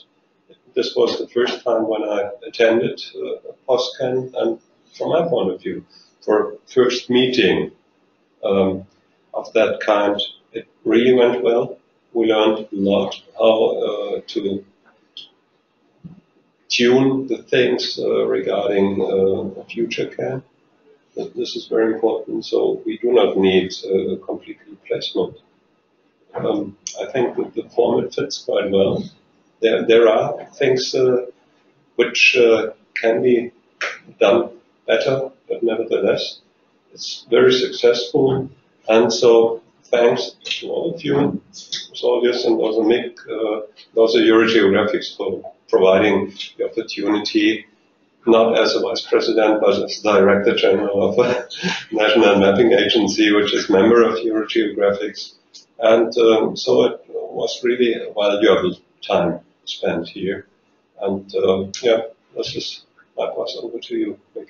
Thank you, Andrew. I won't take long. We will finish on time. And I suppose the next thing we must do is consider the next steps. As I said at the start, we had reviewed last year EuroGeographic strategy, but also looking quite carefully at how knowledge exchange networks, and in particular the positioning CAN. We had struggled to get a stable chair. There were some questions as to whether it was really required, and if it was required, what would the topics be and how would we format it. So this meeting was really designed entirely to try and get a better understanding of how we might take this forward. We have got some very valuable feedback from you all, so thank you very much for that. We will take those ideas, both in terms of the form, structure, collaborations suggested, and indeed the topics that we would cover. We will take them on board, consider them, and obviously apply the lessons appropriately. We are a membership association in EuroGeographics. We respond to what our members want us to do. And in that regard, we'll listen to our members in particular about their requirements in terms of taking this forward. But we're also very mindful of the very field that we have in this place and the importance of not overlapping with others. And that's something I'm very keen to try to ensure we don't do. There are obviously mutual areas of interest, and that's where we can actually collaborate rather than compete, and that's the point. One of the key points that came out of the strategy review last year. I quite like one point, and I just want to make that just as an observation, is that broadening, I heard people say they want to focus on certain things, and that's good. But also broadening what we mean by positioning and thinking for NMCAs, what does autonomous vehicles mean in terms of positioning and the role of NMCAs in that. And when I say broad, I mean looking at that wider thing than perhaps what we might call more traditional geodetic expert areas, which I think is already covered by the others. It's an observation. Really good networking, I think, has happened. I'm sorry I wasn't with you last night, because I had another meeting. But I understand it went well. I'm very glad, because this is not just about the formality of the presentations. It's also about the informal side. That's what I heard is a lot of people like that. And that's actually the sort of thing we see in all of our knowledge exchange networks, and that people in our members really, really appreciate. Try to keep that forward going forward. Last thing I'll say is to thank, firstly, NGI Belgium for using a fantastic meeting room. Welcome. It is better than the meeting room we have in our head office, which is very dark and has no lights, windows. So thank you for that, and thank you, obviously, for the catering facilities. Thank you, and Jill, for chairing the meeting. Very, very appreciated. To have you spend this time with us is great. I know you're busy, as is all our heads and national of our members. So thank you for that. Thank you for our stakeholders. Thank you for coming. We're very pleased that you're here and you're partnering with us to help have this discussion topic. I want to sort of stress the collaborative point. You know, we are really interested in how we might collaborate to better effect for the wider public good. It's not about organisational interest, it's about the wider public good. And of course, lastly but not least, thank you to you from our members and the participants for coming here. I think it is for you, and I hope you got everything that you wanted to get out of it. And so on that point, I'll stop. So, thanks a lot. Thank you. We had lunch, so it's. Yeah, we're supposed to get. Sandwiches are there. Oh, okay. Look at that. That's almost scary. So I actually like to thank webinar users for joining us and passionately following us, even maybe the sound not every time was excellent. So thank you very much, and I'm closing the webinar. The records will be available through the EuroGeographics website and the Basecamp. Thank you, and bye.